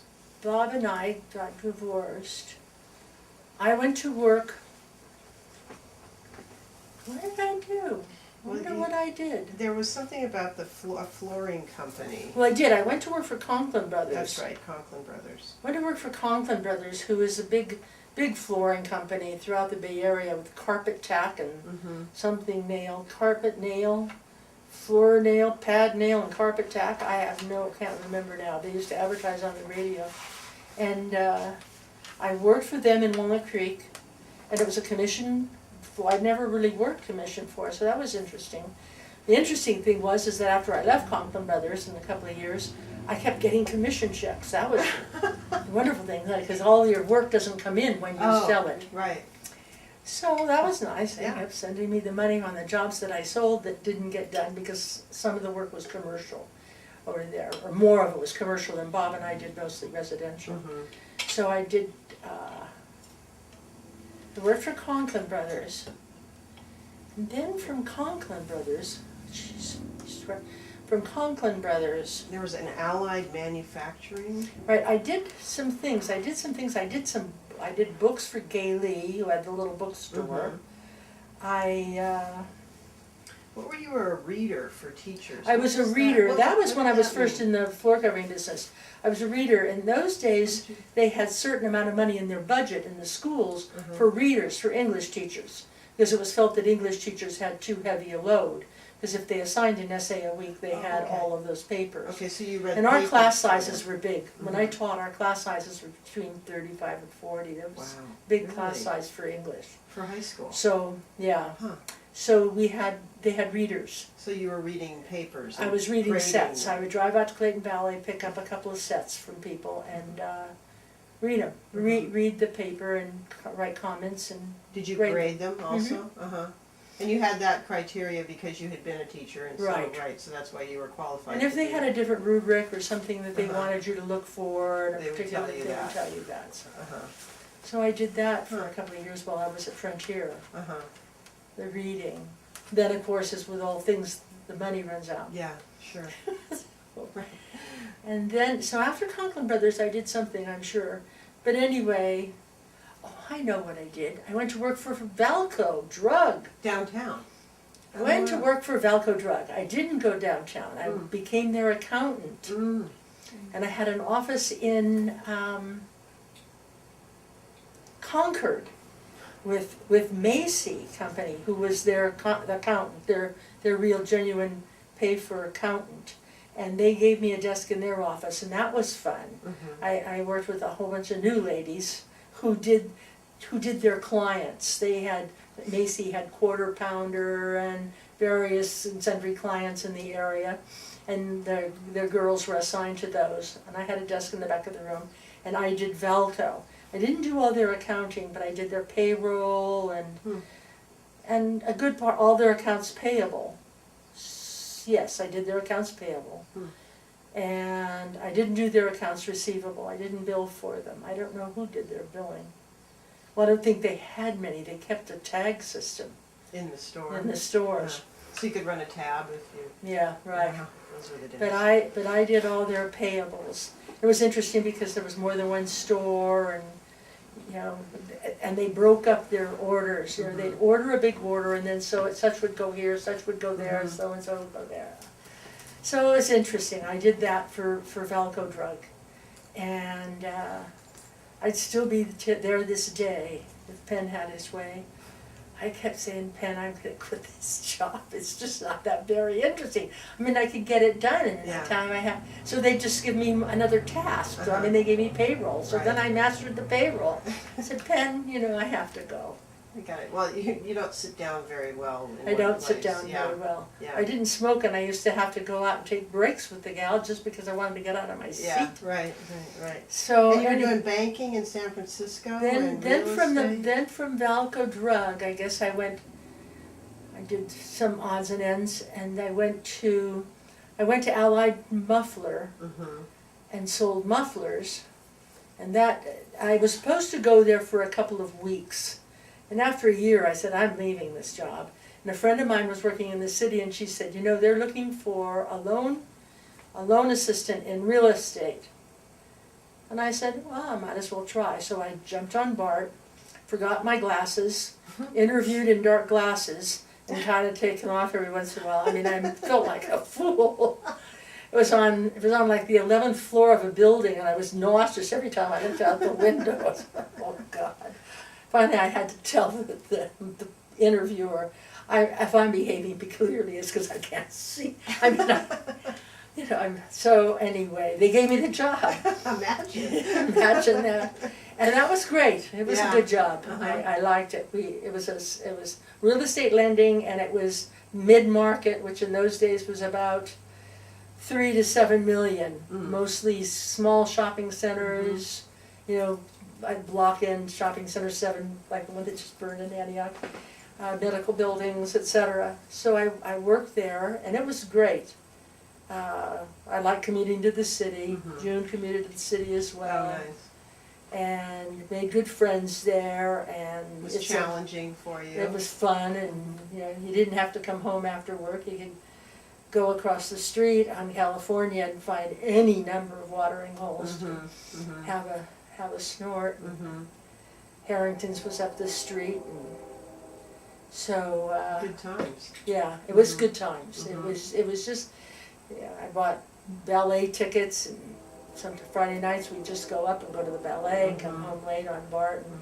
It was nice. You go up to Nordstrom and spend a fortune on clothes. The way we dressed in the city was just incredible.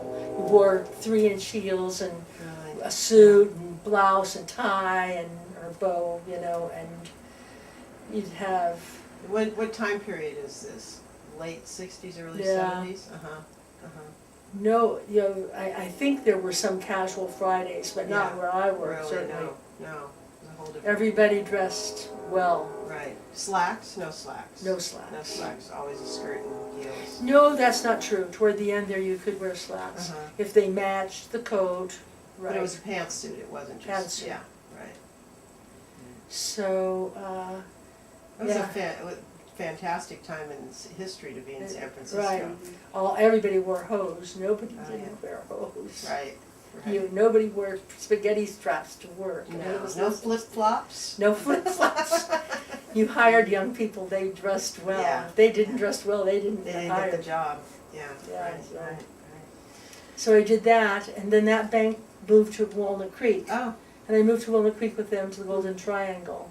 And at that point, it was shrinking. The personnel were shrinking. Various things were happening in the bank, and so I said, it's time. So I went back to Cal State Hayward. I went back to school. Oh. In Okay. Cal State Hayward, I went down there, I looked around, they said, sure, and that's where I went. And enrolled in the master's program, For what was the degree? English. English. Okay. And while I was there, I don't know what even possessed me. I don't know. I was looking at resources or something, and I found this tutoring department, and I got to know the head of the tutoring department, and I said, you should hire me. I'll work here. So then I taught in the tutoring department. Then I applied to teach English as a second language, and I ended up doing that and working in the tutoring department. So with the classes that I taught, my schedule would be, this is when it was crazy, I would leave Martinez with D. Ellen Kirkhouse. We would leave Martinez at about 7 o'clock. We would drive down 680. We would get to Cal State Hayward. I would do any pre-teaching work I had to do, dittos, etc. There were no copy machines much then to go writing things off. Yeah. And then I would teach. And my English as a second language courses would run an hour and a half every day of the week, 5 days a week. So I'd teach 2 of those in a row. So I'd be out at noon, approximately. I'd go to the tutoring center. I'd tutor until either 1 or 2. I'd go down and get the Cal Transit bus. I'd go down the bottom of the hill and catch BART. And I would go to the city, and I worked as a quality control person for the bank. Oh. This after hours at this point? Yes, I would work till about 7. So Wow, a It was- 12-hour day. it was nuts. Uh-huh. But it was, I was on public transportation so much, I got to correct my papers. Yeah, and sure. if I could stay awake, I kept up with it. It was just dandy. Yeah. And I was younger then, you're just kind of Uh-huh. buzzed when you're Right, younger. right. And then you just came back to Martinez and get up and start all over again. Yes. Were you Yes, in in this- were fact, you I can living in- remember when that was a holiday or something, I didn't have something to do at night. I didn't have to work at the bank for some reason, and I came and I attended a recycling meeting. It was so exciting because I hadn't been to a hometown meeting in so long. I attended a. it felt Was that good. part, so that feeds into the next thing I was gonna ask you about, was that part of that Contra Costa Recycling Center? Contra Costa So talk a Community little bit Recycling. about that, the drive to get the whole recycling initiative passed, Well, and who you were involved with Basically, that. it was Kathleen Nimmer, who had been going to the Board of Supervisors, had been battling for a recycling facility and that all along. And she had Marilyn McKinney, Frank Snavely, who were the folks? RC,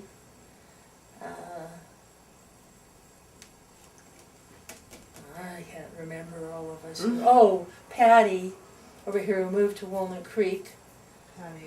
Patty, I can't remember her last name. She had the same name as her husband. It's like Patty Williams or something. Oh, His name that's was Pat Williams. That's funny. So, yeah, they lived up here in that old house in the Rankin House. And then they moved over here. Then they moved to the city. To Walnut Creek. I've run into her a few times, but I can't remember her last name right now. RC, I'd remember. But yeah, we worked at Jim something Hoff. Anyway, a bunch of people that you would never hear of any other way came together. Jim Hansen. We ran a drop-off. Kathleen and Marilyn and I guess me by attending. I don't remember speaking. Got the Board of Supervisors to give us or to loan us land on Imhoff Drive to run a drop-off recycling center, and we did. Mm-hmm. We got it wired off with the county's help, I'm sure, and we would go out there on Saturday and Sunday and open that thing up, and people would come. We would empty their car of newspapers, wine bottles, glass, and we threw them in dumpsters. We had big dumpsters. Wine bottles we sorted. Can you imagine by size? Really? And we sold them back to the wineries. They would come after we get pallets full, so many pallets. Kathleen had all the contacts. Thank God I was never involved in that. She'd call them and they would come down and pick up the wine bottles. Sure. But we sorted them. We didn't drink any after it sat in that sun. Yeah. So these And- were all this was all volunteer? All Did you do it volunteers. every weekend, or was it a couple of weekends a month, or? We did it a lot. And so that You know, helped I- kind of bring the awareness of the community around it. How did you get the message to the homes, to people's homes? I think it through the ordinary means, the water bills and Uh-huh. public newsletters and those things. There's now a And we were- recycle center and. And then ultimately, the legislation passed that required people to recycle.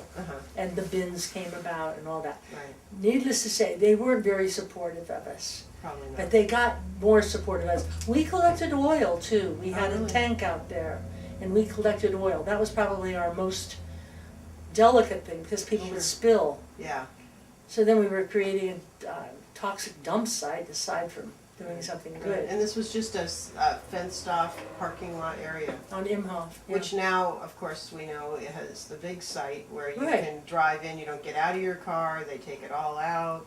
It's I mean, look what you unbelievable. were part of the founding of, it's fantastic. Right, It's really right. great. And what's interesting, nobody ever pounded their chests or anything. We just, It would just need to be done. yeah, we needed just to be done. believed it, and and the laws were kind of being tossed about and were being passed that by so many years we were going to have to reduce our flow to the landfill by 10%, 20%, 30%. And we looked at sites like San Rafael where they are reducing their waste, or had reduced their waste already, and said, why, we better do it because we're gonna have to do it. It's far better to get used to it than Right. to be legislated. Right. And I think we determined this was kind of the early 70s when this was happening. Yes. Yeah, so now we're happily into single stream recycling. It's unbelievable. Well, It legacy. really is. Yeah, it really is unbelievable, as it should be. Our next step for this area that I would like to see is the kitchen waste composting like they do in Seattle, which is actually where Barbara Woodburn, when she was on the city council, went to Seattle to study their waste management when Martinez was trying to deal with, improving their waste management. And Seattle is one of the leading cities in the country with waste management because they have instead of doing compost, if you don't want to, they have a bin that you can put all that in and they pick it up and they make compost. Yeah. So there you go, Sheila, there's your next. Been there, done that. It is kind of funny. So let's, in our last, 10 or 15 minutes, I want to hear about your bookstore. Because that is just such a, to be an independent bookstore owner in this day It'd and be age. crazy. Crazy, but a total, you're a hero. Well, it's a commitment to Yeah. something. I Well, it always is. wanted to have a bookstore, and the thing I like next to books is is toys. I love toys, and both of them would have been equally as disastrous. But probably it's better to have. I already have enough Barbies to fill the store, so I didn't need any more. I have enough books too. But books, they have a little better standing, I think, in our mind than Barbies. But I came back. What did I do? I came back. I was teaching at Cal State. I don't know how in the world I ended up back at the muffler company for a couple of weeks, but I did. I mean, that happens to be owned by some friends of mine. So I ended up at the muffler company, and I determined that I was going to open the bookstore. So I guess in my mind's eye, that's what I thought. I thought, oh, I'll work at the muffler company, and I'll work at the bookstore as well, and that way I'll be able to make some money. The muffler company. Because people use mufflers in their cars. Little should I know that now people don't use mufflers as much. Catalytic converters, Okay, yes, there you go. but mufflers, no. So anyway, I was just at the bottom of a lot of industries. Anyway, I did all my homework. I decided what books I wanted in my store. I found a willing landlord. God love Jack Telfer. And on a handshake, he rented me that little space, and then he promptly went away to Europe. And I wasn't quite ready to buy books or do all of those things. But in any case, I kept thinking, Jack won't change his mind, will he? But no, he didn't. He got home a couple of months later, and it was still on, and I ordered my books, and I think I ordered 30 cartons of books at the time. And I thought that was just, they arrived, and when I put them on the shelf, it looked like nothing. Yeah. It looked like zero. I remember going up to Harriet's and borrowing Harriet's used books to put on the shelves. I mean, it was like, but those things change rather quickly, as they did. Initially, I was just on the cusp. So initially the store did all right, and I was very enthusiastic, and I had a number of events. Even people wrote bad books, I had an event for them, because there would be somebody who cared about the mystical rocks of Iceland or something. Right. So, and they would bring their friends. Right, and sometimes their friends would buy a book. But all in all, I was real gracious. I ordered books for people. I developed a little clientele. It was enough to make ends meet. I actually did make money when I had a good signing. Jackie Hall's book, the children's book, was one of the things that put me over the top. What did the rabbit say? Because everybody wanted a copy of that book, and so that was profitable. J. Otto Seabold, who went to school here in Martinez, and wrote the Rudolph the Red-Nosed Reindeer, but it isn't that. It's called Olive, the red-nosed reindeer. That was very successful, and it was adopted by Nordstrom as their signature. So when he came out here, those were big nights.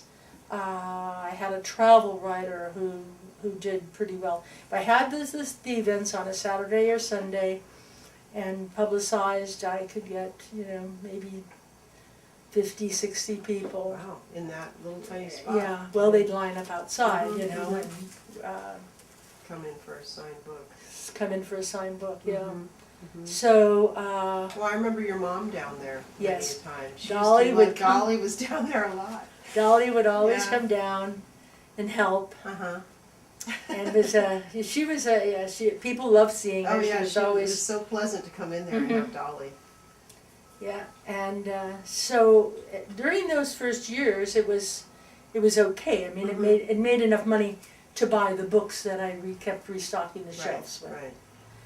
But I just had to be on the cusp of the cell phone, the iPad, the reader, the Kindle, and so things have just, they just changed highly. Yeah. Number one, Martinez is not going to go down in the annals of history as a readerly town. No, not really. So, and the people who read, and then the people who read would do anything to save $2 and would rather buy it on Amazon.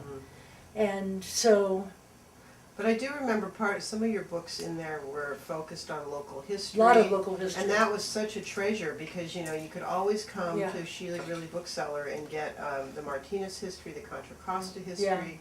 Really Still great have a lot of focus. local history. Mhm.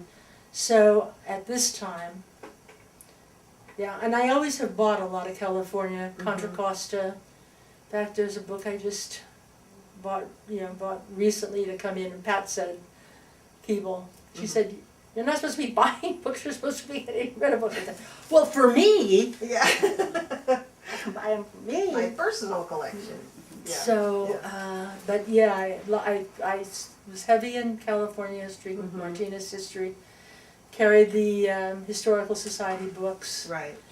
That was always fun. We had a few events together, and that was fun. And John Keibel, who wrote the Carquinez Strait, for Carquinez, the trestle book that goes across at John Muir's. Oh, okay. Any kind of angle, we did fine at. And so one of our authors that I know that we've interviewed before was Ella Leflin. Right. And so were you friends with her? Did you know her? Ella's older than I am. Okay. By about 4 years. I don't know that we were in high school together. High school, when I went to school, was a 633. So what's that, 6? 6th grade, Oh, 3 grades in junior high, 3 grades in okay, high school. okay. So we didn't know as many of the older kids. I think if it had been a 4, which it is now, it's a 5-2-4, 5. 9.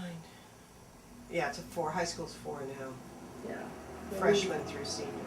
So did you have Rumors of Peace, her book in No. your bookstore? No. in my In store. your store, yes. I have it today. Yes, I've always had it in my store. And I have said to her, if it weren't for Rumors of Peace, you couldn't have afforded your writing career. She will deny that, but in fact, it is pretty much true. I mean, because it has been a consistent bestseller, and it is used in some places in classes. It's a well-formed book. It is just well written. It is particularly germane to that war area. Right, She does a right. good job. And then for Martinez people, it's Yeah. of the subject matter. The last one that she wrote, and I'll be damned if I can remember the name, was interesting, and I think it sold medium well. And I don't know what she's working on now. I don't know. She told me. Hopefully something. Hopefully something. Yeah. Yeah. Oh, there's something. Yeah. Author's always working on something. Just like you, always working on something. An author is always What are you currently working on right now? I'm working on getting my leg well.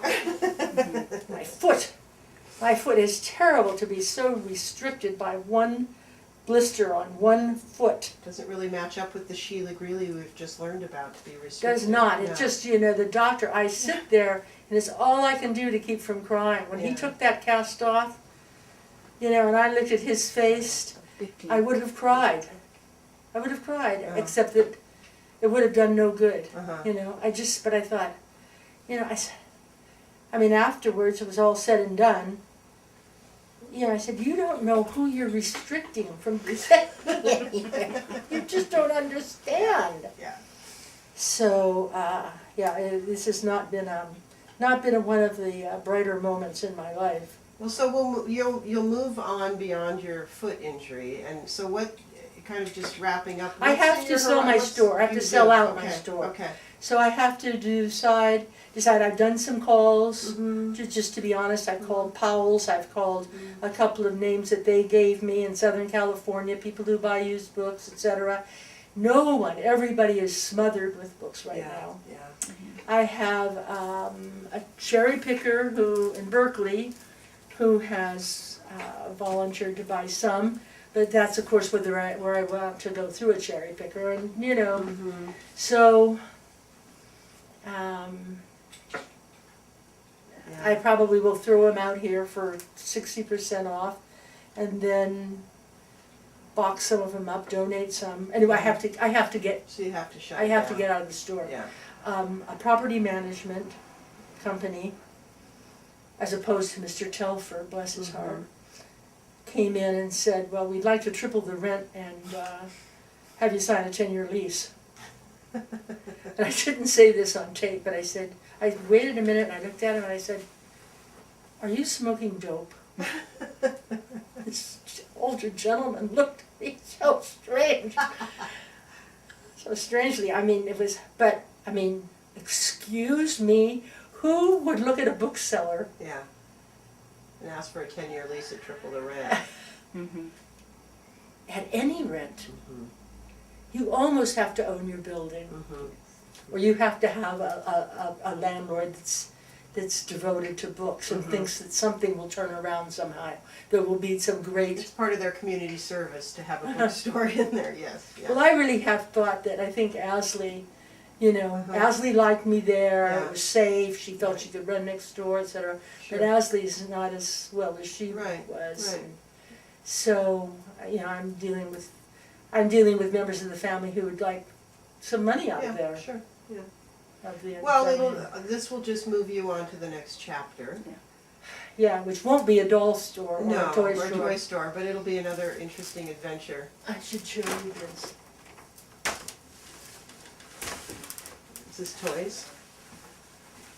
Kind of enhancing. Oh yes, the Barbie collection, hidden in Kathy Radke's armoire. I love that. That's just some. Well, we'll be waiting to hear the next chapter.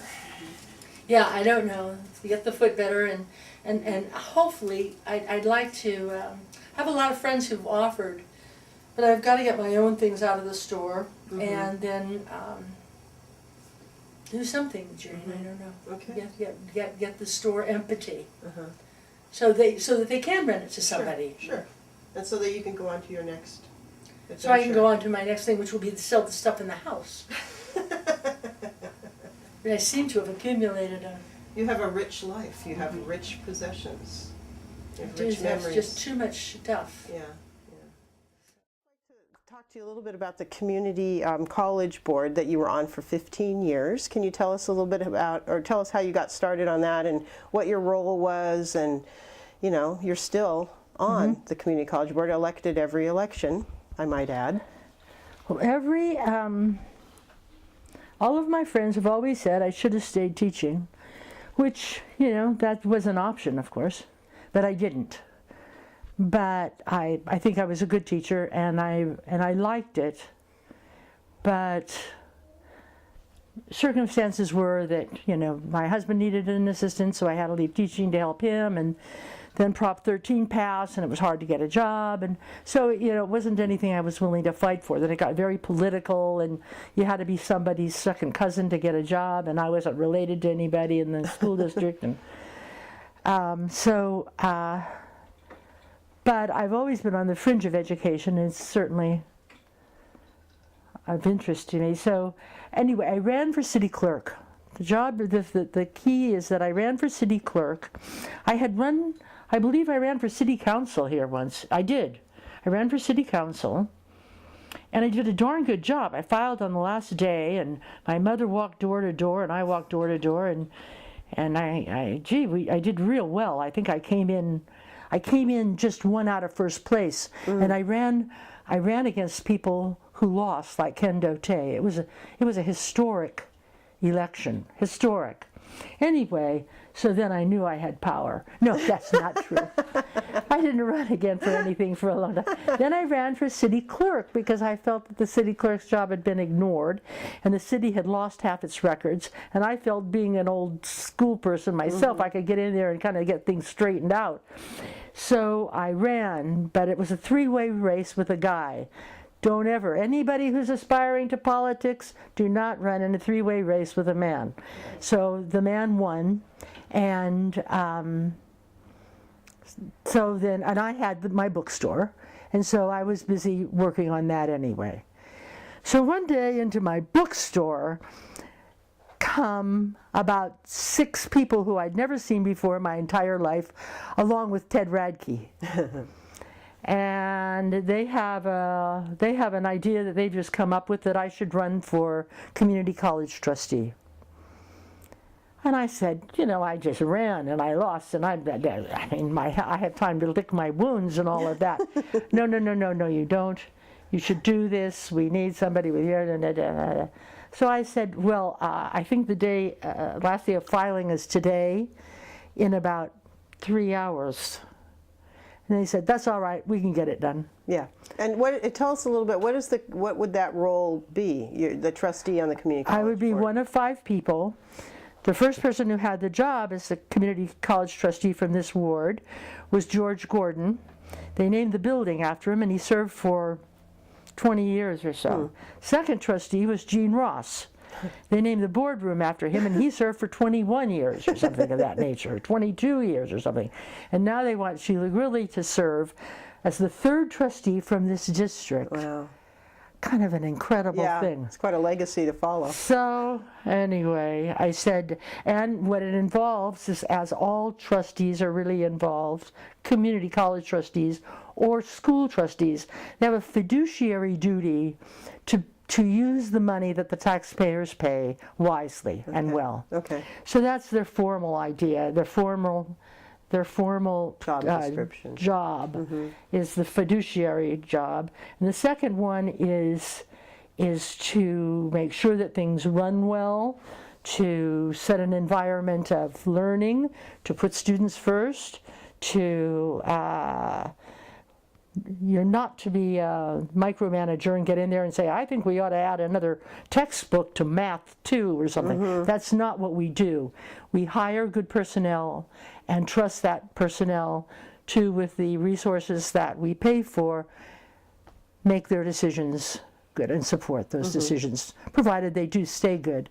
Our only employee is the chancellor, and so you try to hire a good one who represents the district well and will do the best job for the community it serves. In this case, there are 5 trustees in the county, and I would be the trustee for Martinez, part of Pacheco, part of Concord. And is this a volunteer position? It's a volunteer position, except there is a stipend. So anyway, I said, okay, sure.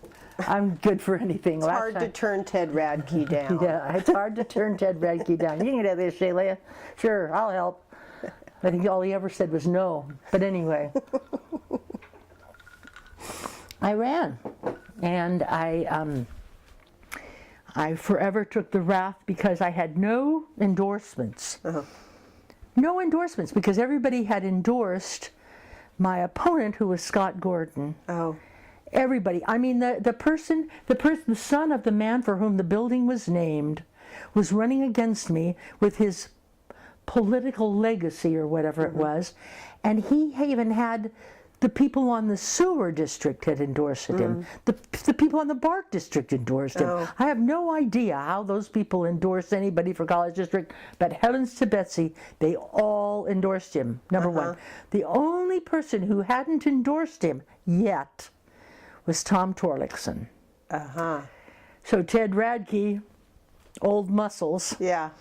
he got in there and anyway, the upshot is I got Tom Torlakson's endorsement. I couldn't get George Miller's endorsement because George's son and Scott Gordon. were, close buddies. Yeah. So, this is so I got Tom Torlakson's endorsement. Tom Torlakson not being the most powerful guy in this county, but anyway, it worked. Yeah. You take what you got and Yeah. you use it, Yeah. and then you take what you don't have and you blow that up so that it's important. And, and I did it, and I had a low budget campaign, Yeah. but it was good. And then June, my friend, June Rogers. yeah, June Rogers. We walked door to door in areas of high voter turnout that weren't Martinez. Okay. So we walked in North Walnut Creek over on Camelback, and Yeah. places that we never been for before, who didn't even know there was a community college in the county. Exactly, I'm sure. So we explained that I was running for that seat, and nobody had ever been there to their house. Paid them any attention. Because there was only 2 people that had ever served, and I was dying to do the job, and I was gonna. And you were do genuine. and I was going to spend their money wisely, and so vote for me. Well, so election night came, and I sat in my little bookstore. Everybody said, "Where are you going to have your party?" Da, da, da, da. Well, heck, your chances of winning against Scott Gordon, who's having his party at Zio Fredo's, Yeah. were slim and none. But anyway, I said a few prayers. June's car broke down. I had to go pick her up someplace. And so I drove back to my store. I think I bought a bottle of brandy. And by God, I won. It's just crazy. Who was with you in the store when you... Oh, a few people from like Ted and Kathy and June, and a few people from up on Green Street. That's great. Dolly was there, of course. Of course. And I don't know, like Cookie and... But what Cookie and Jerry tell us? Yeah. Was it on TV at that point? Because you used to have to go down to the election office to watch. Yes, well, I didn't go to the election office. That was one of the great things about watching elections here in Martinez, Yes. was that the election office was down at where the Mexican restaurant is now on Main Street, and you could just go in there and watch it, and people were out in the street. Well, I wasn't going to be that brave. No, but you had your runners. You must have had your runners going down there. I must have had somebody I'm sure because Ted was going down there to because check I on the learned returns for because you. somebody handed me a piece of paper and it had me ahead by a goodly amount. Really? A goodly Very amount. impressive. An impressive amount. And you have held the seat ever since. And this last election, this last swearing in where we just swore in Greg Enholm and Vicki Gordon as trustees, every person who's run against me was in the room.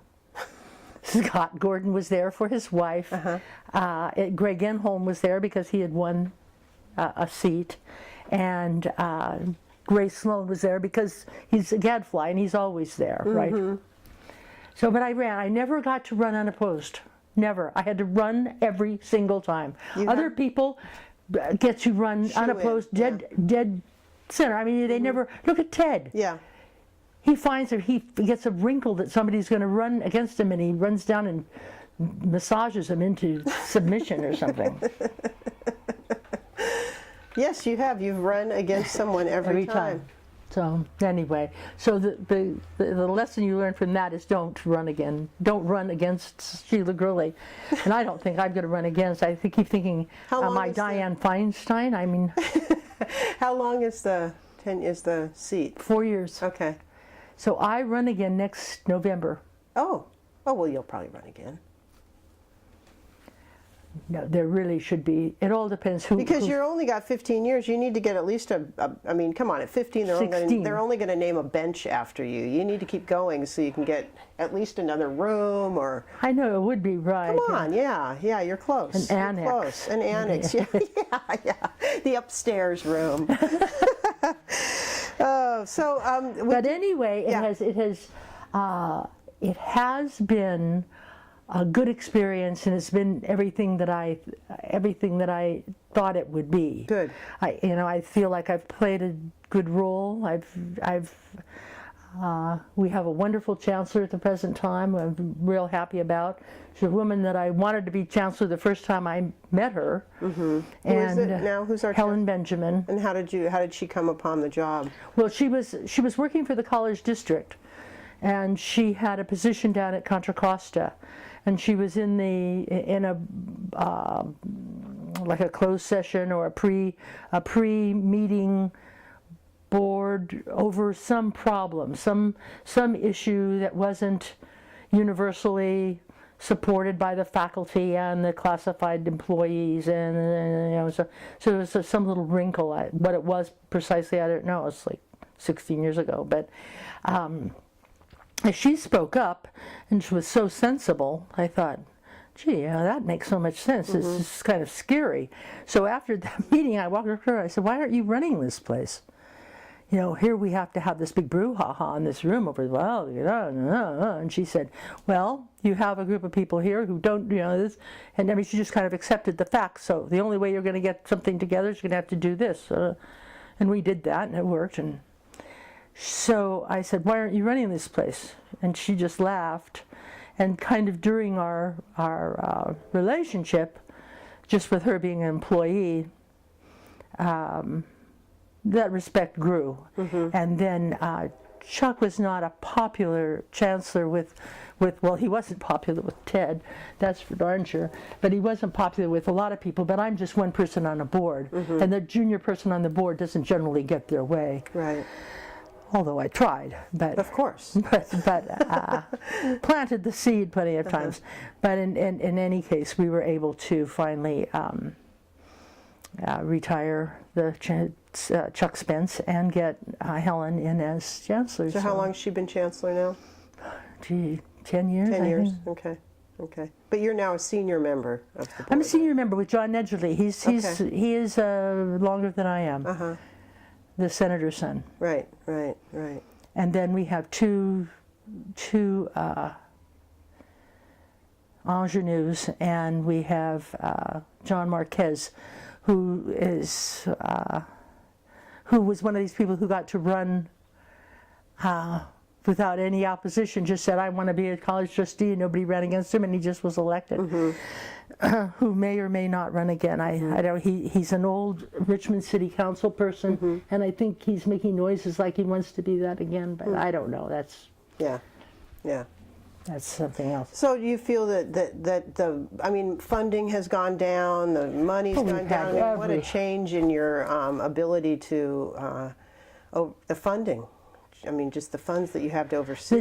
Fortunately, turned from, even with me, a very liberal board, who went into reserves because the chancellor was kind of an irresponsible guy, mm-hmm. went into reserves to do things, to a very conservative board.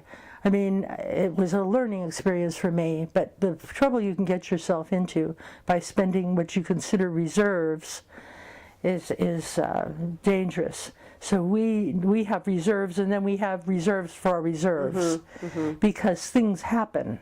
And fortunately, during this whole last time, we had to cancel classes and we had to lay off people, but we didn't have any vast things. We didn't have to close things.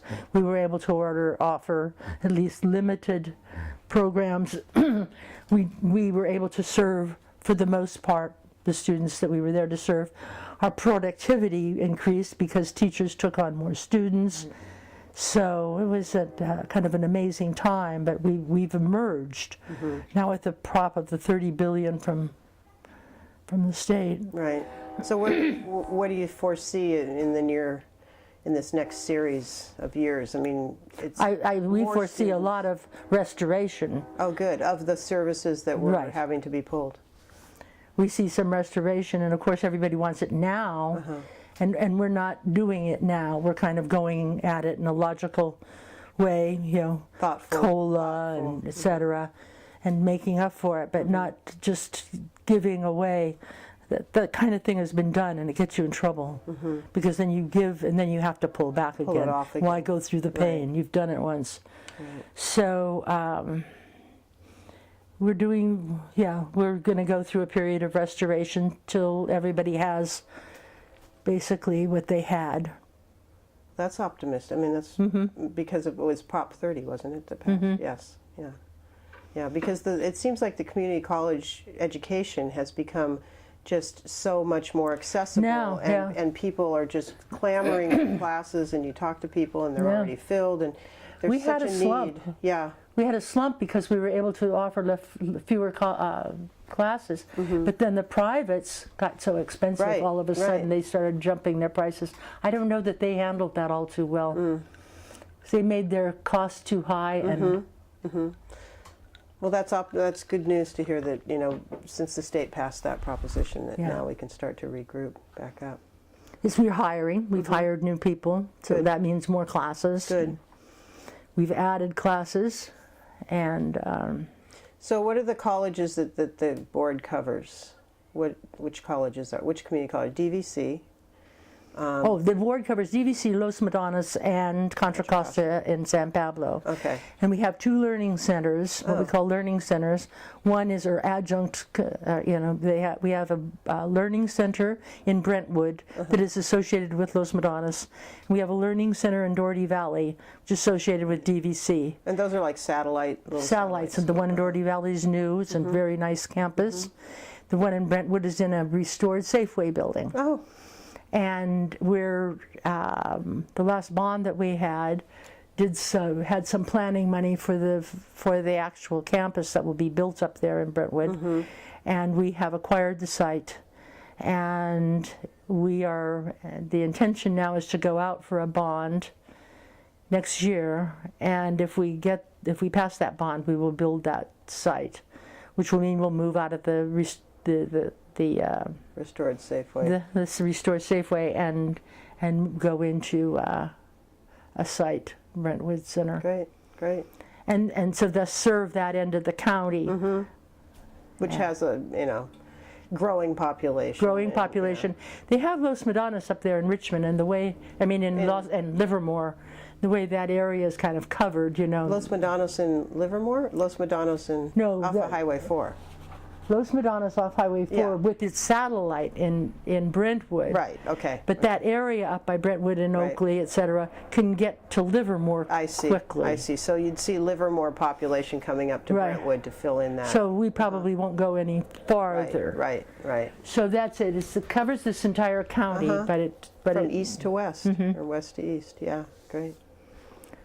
Oh, that's So- good news. yeah. That's good news on the horizon. And I think we do it well. I mean, we don't get too many complaints. Our parking lots are safe. We have solar lighting. Yeah, you do. all the right All the things. upgrades have been very keeping the energy in conscious and yeah. So it's attended graduation at GVC this year, and it Weren't you was the a good. commencement speaker? Yes, I so was. Tell us a little bit about that, because I hear that. Well, you was- really don't want to know. Do you really want to know? Well, only if you want to tell us. Well, those hats are just somewhat ridiculous, and it was windy as all get out. And I had a big thing on my leg. I can't tell you what number bandage it was on my leg. But anyway, I hobbled. I couldn't put any weight on my leg. So they built a ramp for me and wheeled me up. So I hopped over to the lectern and guaranteed them that I wouldn't be hopping the next year. And then I think at that point, a big gust of wind came and it pushed my graduation hat over my eyes. It didn't come off my head because it was glued on with those pins, some kind of pin bobby arrangement pins. that we have.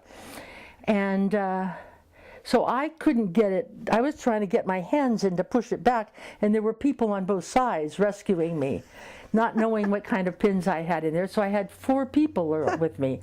So then I said, I feel like a skit from Saturday Night Live.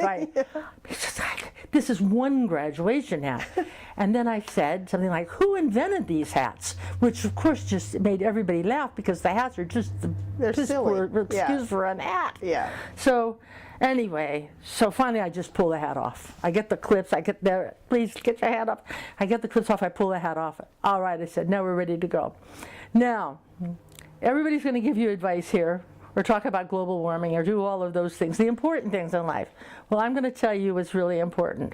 Use sunscreen. Yes. Read directions. Floss. You know, and it just got funnier and funnier because here I am with no graduation hat and everything. And they're waiting for the global warming speech, which of course everybody gives you some thing about the economy and Southeast bumfuck. Oh, excuse me, erase that. I don't think so. Anyway, Barbara Woodburn can say it, so can you. Anyway, so here this isn't about that. So then I said, well, so I'm gonna ask for help from your required reading, Dr. Seuss. So I started reading All the Places You Are, only I've précised it down to a very short handleable thing.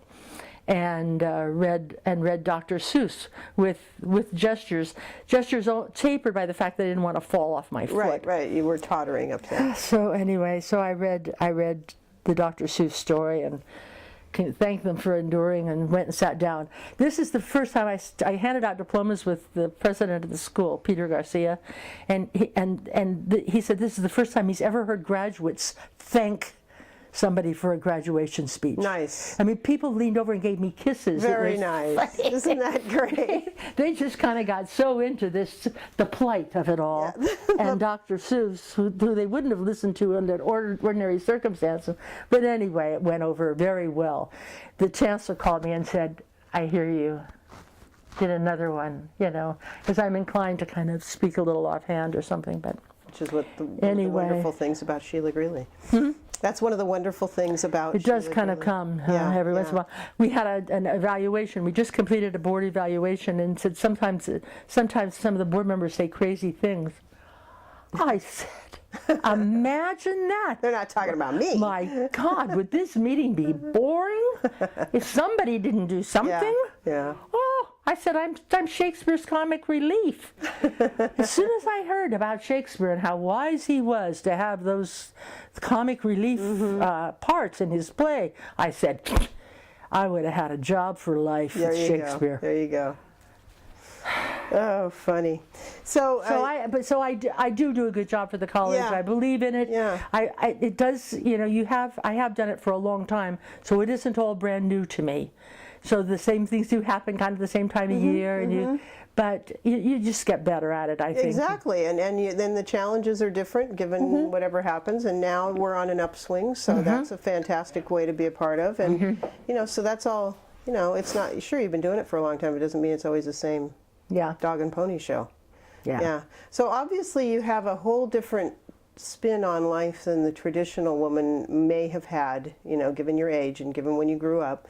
And so one of the things that would be interesting to hear about, and you were alluding to this, is your chosen occupation, and how did you grow? And how were you nurtured, or were you nurtured into being this way? We camped all the time, and my father was a Boy Scout master, so he knew every tree and every acorn and every leaf, and he'd tell you about the pine leaves and pine needles and what kind of pine needles grew on what trees and the difference between cedars and lodgepole, and you know, I mean, we knew that. We were, you know, we spent our summers going to outhouses and pumping water out of an old pump, and so I mean, I liked that life. I mean, it was so simple. We just, you know, your clothes didn't have to be clean, and being outdoors has always been just one of my favorite places. So I just thought, I mean, I saw rangers around. We did go to places where there were forest rangers. I thought that would be a nice job. Plus, they were always polite, and they knew things. Yeah, knowledgeable. So they knew things that I wanted to know, like about a pine cone or about mud or whatever it was. So I thought that I could do that. It was kind of a teaching job. You could tell people about things that you'd learned that they might want to know. And so I decided that would be the perfect job for me. And there were, you would go up to Tilden Park. They had forest rangers at Tilden Park, or rangers types at Tilden Park. And they were just impressive. I was always fully did you actually impressed. Pursue that? Well, to a degree, but there was no opening for For a woman. for women in forestry. There was no, and even when I went to Berkeley, there was no opening for a woman in forestry. That's when my mother came into the bedroom and said, "Sheila, you have to be something." You have to be something. You can't have these pipe dreams about what you want to be. You have to be something that you can be. So something you can be, so they weren't restricting you with traditional roles. No. They were just telling you to be a little bit more realistic. Yes, because they weren't going to support me anymore. Right. So I said, my mother said, I think teaching is a good idea because you'll never be without a job. You'll always have a job. That was her thing. You'll always have a job. No matter where you go, no matter what happens, you'll have a job. Be a teacher. I don't really want to be a teacher, but okay. So when you, and during your time period in San Francisco, I mean, during the 60s, and, you know, that was when a lot of women were married and home and raising children. So who were the women that you were around, and professionally, were they a like mind with you, or? Not many, because I lived with my sister and I worked. Okay. But when you went, you know, so who did you work with? Mostly men? Was it mostly I worked men? with women. Okay. In the summer sessions office, it was almost all, well, it wasn't a very big office. There was director and a woman and I.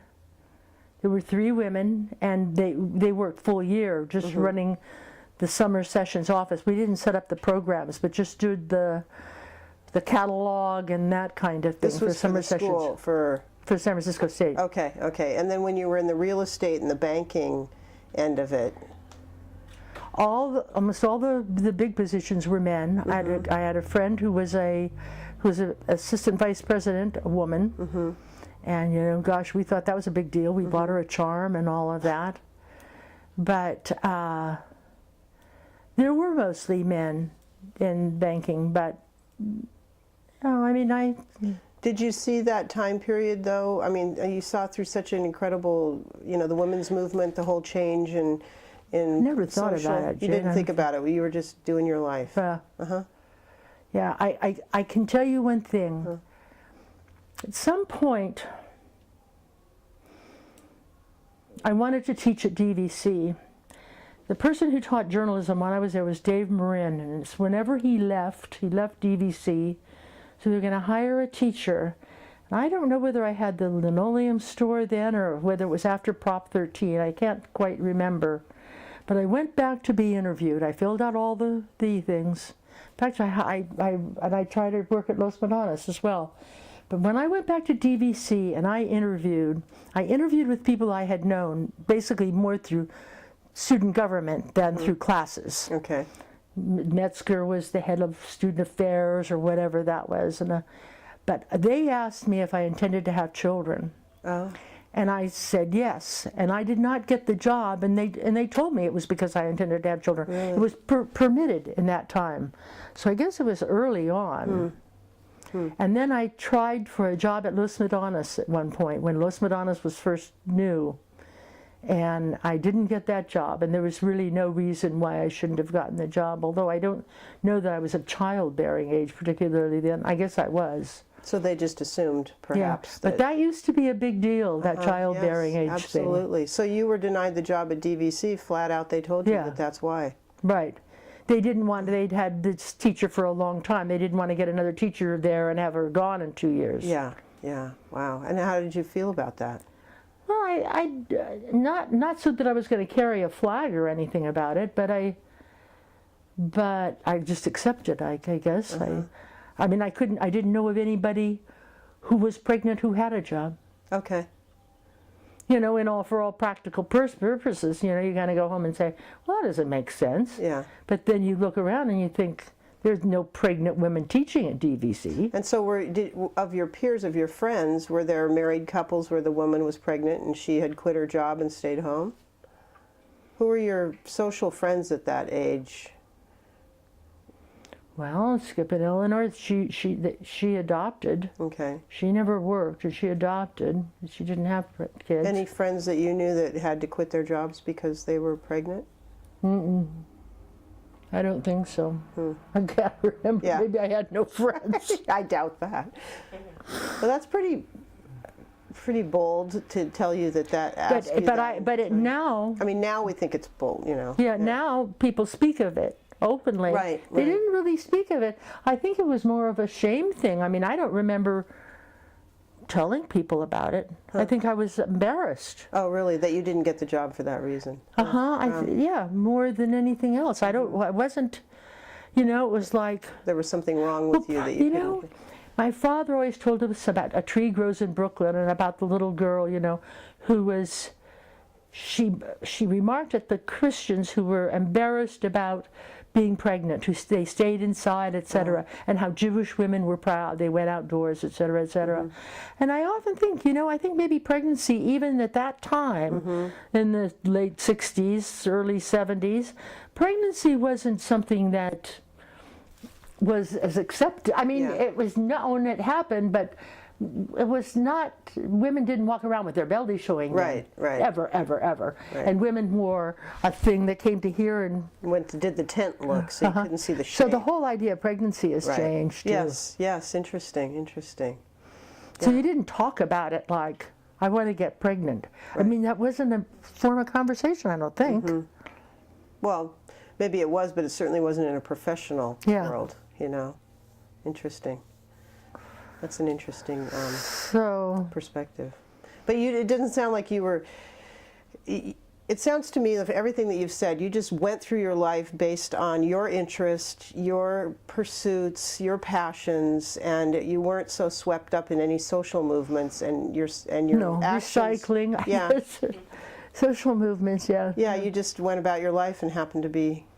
I was anti-war, but I'm not inclined to stand on a street corner. I have to think that what I'm doing has some difference, makes some difference. Will make a difference. And I can't, if it doesn't make sense to me that it'll make a difference, I won't do it. Well, but if you want me to write something, certainly I'll write something. Right. Or but a lot of stuff just was like, huh?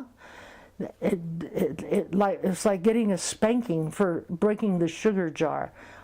What? I mean, they weren't equal.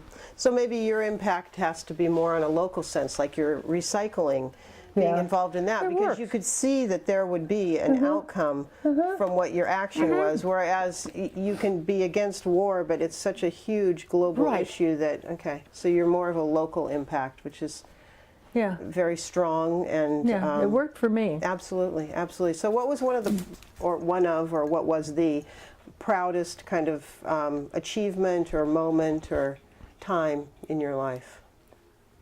Just pick one. My proud achievement? Or just a proud time, or what are you proudest of? God, Jen, I don't have an idea. What was I proud of? Making a dress with bound buttonholes? Oh boy, I hear you on that one. I hear you on that one. That's funny. Yeah. We sewed our clothes a lot. Did you? Yeah. So yeah, I made a dress with bound buttonholes when I was in college. It was pretty smashing. But that's a good measurement, because having done that and understanding that achievement, because my mom taught me how to sew, the bound buttonhole was a huge step from sewing. So that's kind of, I mean, that would be a good analogy for probably a lot of things that you've done in your life. You could that could be your new paper, Life as a Bound Buttonhole. I like doing a bound buttonhole. Achievements of a Well, you bound know buttonhole. what is distressing is when you before the bound buttonhole becomes bound. Yes. A garment never looks as ugly. That's true. That's so impossible. Oh my God! But a lot of things I've been proud of. I Oh, good. think. Well, what are some of them? I was proud when I single skied ahead of everybody else. On a water ski? On a water ski. Where did you do that? At Clear Lake. Okay. Got up early in the morning and jumped in that boat and jumped on that ski and took off. So did you start out on the single ski, or did you No, I started drop out one? double skis. And you dropped one. Very good. No, but when I single skied, I put the single ski on my feet and got up. Oh, okay. So you got up on one ski. That's a huge achievement. A guy had done it already. A guy in our group had done it already. Right. But I You were the single first. skied. I skied to Sacramento. I used to be much more athletic than I am. I hiked all over the Sierras. Some of the places I hiked that were just outstanding would be like Ireland Lake. I was proud when I got to Ireland Lake. Nobody was there. I thought, God. Wow. You know, I mean, I guess I've kind of been proud, but I don't really think of it as being proud. I'm not a very... Most of the things I've done were not things that I did because You were looking there was for... some reward in them. Yes. I have to say. Good. That's a wonderful way to live your life. There's something about standing up in front of a bunch of people going, with that insipid look on your face that kind of just never wanted to do that particularly. So if somebody leaves my name off a list, I think, oh, good. I don't The only really list care. you didn't want to be left off of was when you skipped school and tried to get thrown. Yeah, that was darn too it funny. all. That was too funny seeing that thing and not aware if was there Sheila Boyer, not one place on that thing. God almighty. But I think I was proud when I graduated from high school. I did well in school. I did well at DVC. Did well at Berkeley. You know, I always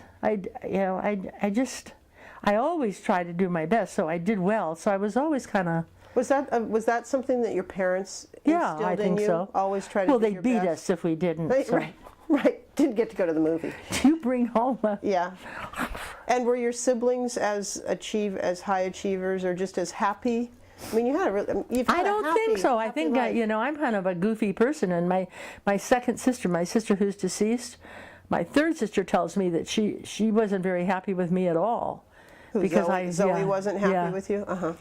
And I don't know whether She had to Vicky's follow in your footsteps. Yeah, I don't know whether Vicky's happy with me or not. Zoe was an excellent teacher. She was an excellent teacher at Las Vegas, and for all that was, I think. But somehow or other, my little sister tells me that my mother didn't treat her well, and she goes down to even like before Zoe died when she did my mother's pills. I mean, little things. I don't know that I just don't. Right, right. You know, if somebody gets some certain jollies out of doing a task, do it. I will not interfere. Yeah. So I don't know. I don't know how Zoe felt. I mean, we were good friends and we were good sisters, I thought. And but Vicky says that I shouldn't say I was mean to her. She hasn't come that far yet. That probably will be next week. But anyway, and Vicky, she seems okay. She was kind of my pet growing up. What about your brother? The little brother. Little brother grew to be 6'6", and Wow. he was a study. He in school they said he played well. He was an interesting guy. He wasn't a good student. He was very bright. He was part of the whole Vietnam thing. Okay. So that was probably a sad part in our family. I'm sure. He came back. He never was the same. He went to DVC, took art. Did he live around here? Yeah, Live in he did. Martinez? But then when he died, he lived in Washington, Bremerton. So that was sad. Yeah, he had lived rather a sketchy life, and he died clean and fine and everything. But he had an aneurysm, which you were always kind of sure that something like that would happen. Oh. You know, because of he had His life choices. Yeah. Well, it's So- interesting how you, oldest to youngest, just within the family range of the different ways that the time periods that you grew up in, Yes. really, as young adults, the time periods that you were living through as young adults, that there's really, just within that time frame, it was so different. Absolutely true. Obviously you're different personalities, but what a huge difference it can make in a family when you have, The 4 social, kids. the social swirl or the circumstances in which you live having a profound effect on us. Right. Yes. I think you hit on the happy end. Oh, I do somehow, when I see small children, I don't see small children as much as I used to, but I see my nephew has a set of twins, and I see them playing, well, Lego seems to be a pretty creative thing now. Mm-hmm. Legos would be something we probably wouldn't have had in our house. Why? Well, because it's preformed and Oh, I doesn't see. really involve any thinking, and you know, it wouldn't have been something my parents. I mean, as an idea of what my parents gave me, they gave me a desk. I still have that desk to this very really? day. I have the desk. It had a pull out on one side and a pull out on the other side, and then my dad made the stool for it, which was kind of wide, so Zoe could sit on one side of the stool, and we each had a pull out to color on. Oh no, we got the book Acknowledged the next year. We didn't get a whole bunch of, and plus it was the war. Right. So things were made, they were so, my mother would say, cheesy. Cheesy. Things were so things. cheesy. Yeah. Maybe that's why you like toys so much. We didn't have many toys. Yeah, right. Now you do. But nobody else did in the neighborhood. Right. True. But I mean, now you have. Girl this up the passion. street, Marsha Pearl, had a whole doll house. Wow. Did she have Wow. any dolls? She did too. But you know, it was, you had to go inside and you went downstairs to play it. And I didn't never like that too much. I You never wanted to liked. be outside. Yeah. I didn't like going in and then going downstairs, sitting on the basement floor. It was not, you do that for 7.5 minutes before you figured out something to get outdoors. I didn't. So as neat as it was, as neat as I thought it was, yeah, I didn't. But you guys had a playroom that you said. Yeah, but our playroom was, open to Oh, the- I see. Okay. Yeah. It wasn't really in the basement. It was open on all sides. Oh, okay. It was under a deck, so it didn't have light coming from the top like But a it came roof. from the sides. But it had light on 3 sides. So, and we had a playhouse. Oh, fun. See, we had a playhouse in our backyard. Had a Dutch door. You could open it both ways and slam each other's fingers in that damn door. And yeah, we had a playhouse, just neat playhouse, out under the willow tree. That your dad built, Yeah. of course. He didn't build the willow tree, but No, he built the playhouse. Yeah. So we had that. It had a sink, had a mirror. I mean, it had all kinds of the niceties of home. You'd look at yourself and heavens to Betsy. Yeah. Yeah. Over here we had, as I was older, we had cages. Vicky was crazy about animals, so we had chickens and hamsters and rodents, various and sundry things. I wasn't too happy with those guys too much. No. They were always getting out and causing a uproar. And No dogs, no. oh yeah, dogs and cats. Sure. In those days, dogs and cats ran loose. Right. Just like the kids. Every year you left for vacation and you couldn't find the dog. Oh. So you'd wander all over town at 4 in the morning, go, looking for the dog, because you didn't go on vacation without the No, dog. you had to take the dog. Yeah. And then you take the dog camping with you? Always. Yeah. What a good life for a dog. Wow. Yeah, I always took the dog camping. I can't imagine not taking the dog. But the dog somehow sensed it. Knew we were going, didn't particularly like the ride, I The think. car, sure. So thought that she'd make scarce and, yeah. And I think that has something to do with heat seasons. When are heat seasons? I think the dog, yeah, I think the dog would go searching for a girlfriend about just about the time my dad had his vacation. But off we'd go. Yeah.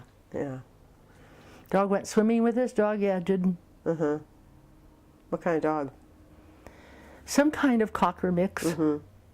But not a big not a lot of cocker like Miggs's, you know, but a dog with hair on it. My mother didn't like bald dogs.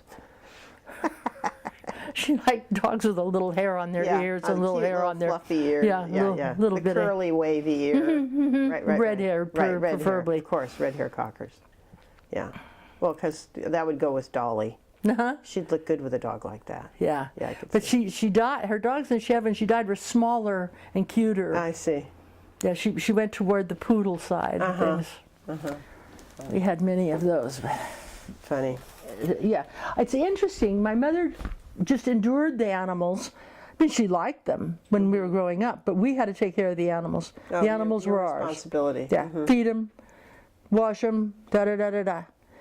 and but when she got older, she was very close. She had to have a pet. Another thing I'll share with you, which is funny, and I don't know that many families did it, we made our own Christmas cards. Oh. So my father would take a picture of the whole family, had the little timer, set it, we'd all get their smile. We'd pick the picture we liked the best. Then we'd go downstairs and we'd develop them. Oh. And we'd develop all the pictures, hang them up so they dried, and then you pressed them so they got flat. Right. And then we made a thing with construction paper and some clever verse that my mother or father came up with, and we glued these cards in these. Wow. Onto the construction paper. And had made all of our Christmas cards every year. So that was something we kind of started right around November.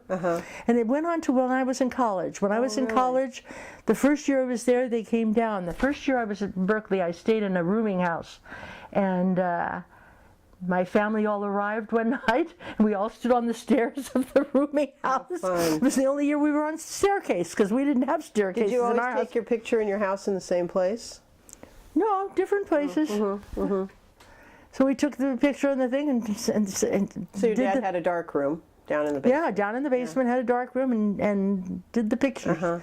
Sent those pictures out. That must have been something about that time period, because my dad did a lot of the same stuff. He developed pictures also. Yeah. And interesting. Black and white. Never knew there was a place you took That you took your pictures film in. to get it developed.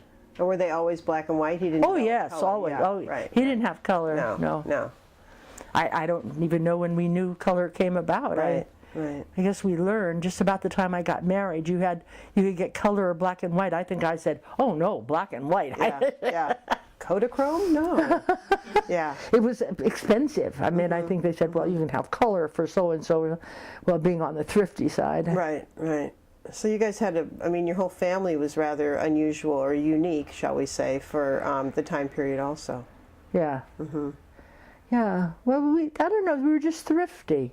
My dad always taught us you don't buy anything you can't pay for.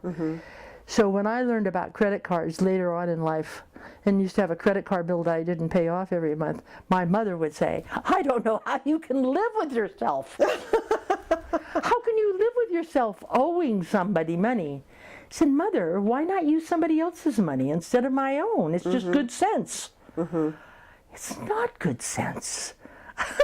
It made her crazy. Yeah. How old was your dad when he passed away? 68. Oh, young. Wow. How old were you when he died? Younger than that. God, I was working for Valco Drug. Oh, okay. So you were an adult. Yeah. That must have been hard, because your mom lived so many more years. Just. Right. My father took his own life. It was very hard. Oh, I'm so sorry. Oh. Yeah. What a huge loss for your family. But we're kind of a pragmatic bunch. You know, nothing, I have to say, as things have gone on in this life, you know, the idea that people are marred forever by incidents, it's just an idea that's foreign to, I think, all of us. Nothing, we're just, somehow or other, the way we were raised is that, you know, there's life and there's death and there's that. And there's life. You just kind of accept it as it goes. Somehow or other, we didn't have big traumas in our house.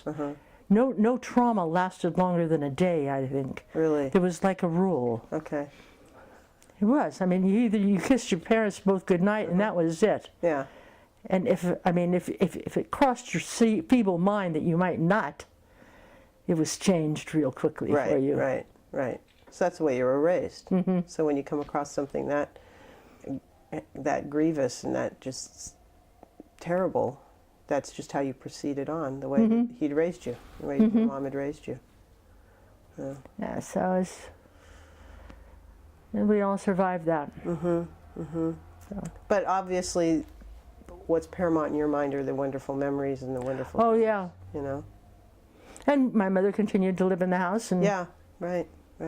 For many. and more went years. on to be 94. Yeah. Amazing. And she was 65 when my dad passed. So. Wow. And she always laughs because she asked for a few things to be done in the kitchen. My father wasn't one for spending a lot of unnecessary money. I mean, if the faucet worked, you leave it alone. Mm-hmm. And so she wanted a dishwasher. So he complained about that. He said, "What are you going to need a dishwasher for? I mean, you're going to pass away. What are you buying the dishwasher for the next person? Who needs a dishwasher? These kids have been doing dishes forever and ever." "Yeah, but the kids aren't around anymore to do the dishes. I want a dishwasher." So he put a dishwasher in. All these things, he put a dishwasher in. He couldn't understand why she wanted it. She always laughs. She says, "Your father kicked and moaned about this kitchen, and I went on to live for how many years?" I mean, she wore out Yeah, dishwashers. right. She outlived her dishwashers. Wore them out. Yeah, but my father wasn't one for just, Yeah. gallivanting down and buying a dishwasher because they existed. Right, No. If this works, you do it. right. Just keep going that way. Yeah. That's funny. Yeah, she outlived the dishwashers, multiples. Yes. Yeah. So we sold that house, and they are doing much work to it, and we don't know what they're doing, and we're just antsy-pantsy. So they have guaranteed us that they're going to let us in when they're done. Oh, good. But it'll be curious. It will be. It'll be interesting to go back, for you to go back into that house. after Having it's lived there, changed. Yeah. since I was 8, and having my mother die there. When, Yeah, and living across the street from it. I mean, it's not like you moved out of the area. No. Right. So you hear banging and and things coming from that house, and you think, why could they be banging? Yeah, right. What possibly could they be? Are they taking down a picture? No, we cleaned that house up, and that was a very long task. Susan I even bet. came from Hawaii. I bet. My niece came from Hawaii to help us. We were a little overwhelmed. I bet. Well, that's quite a history. We take care of the house. So, but they still have on the door on the front porch A.E. Boyer. And they still have that kind of tacky old mailbox. I think Bob and I gave those mailboxes away as a promotion. When the United States was 200 years old or something, wasn't there a bicentennial? Yeah, the mailbox? bicentennial. Yeah. The bicentennial mail has an eagle on it. Oh yeah. And so anyway, she still has that. Dolly liked that. Well, So she put it up, or she liked her son-in-law, so she put it up. I have no idea. Anyway. that's funny. Well, it will remain to be seen what comes across. Yeah, I don't know that they're going to leave A.E. Boyer on the house. You never know. Yeah. It's part of the history. Well, how Okay. far? Well, I think we're good. We used another hour up. Good. Okay. Oh, my we're God. We're gonna let Brett edit this all into some nice stuff. And 14 put it all in. minutes. Thank Yeah. you, Sheila. Again, that was fantastic.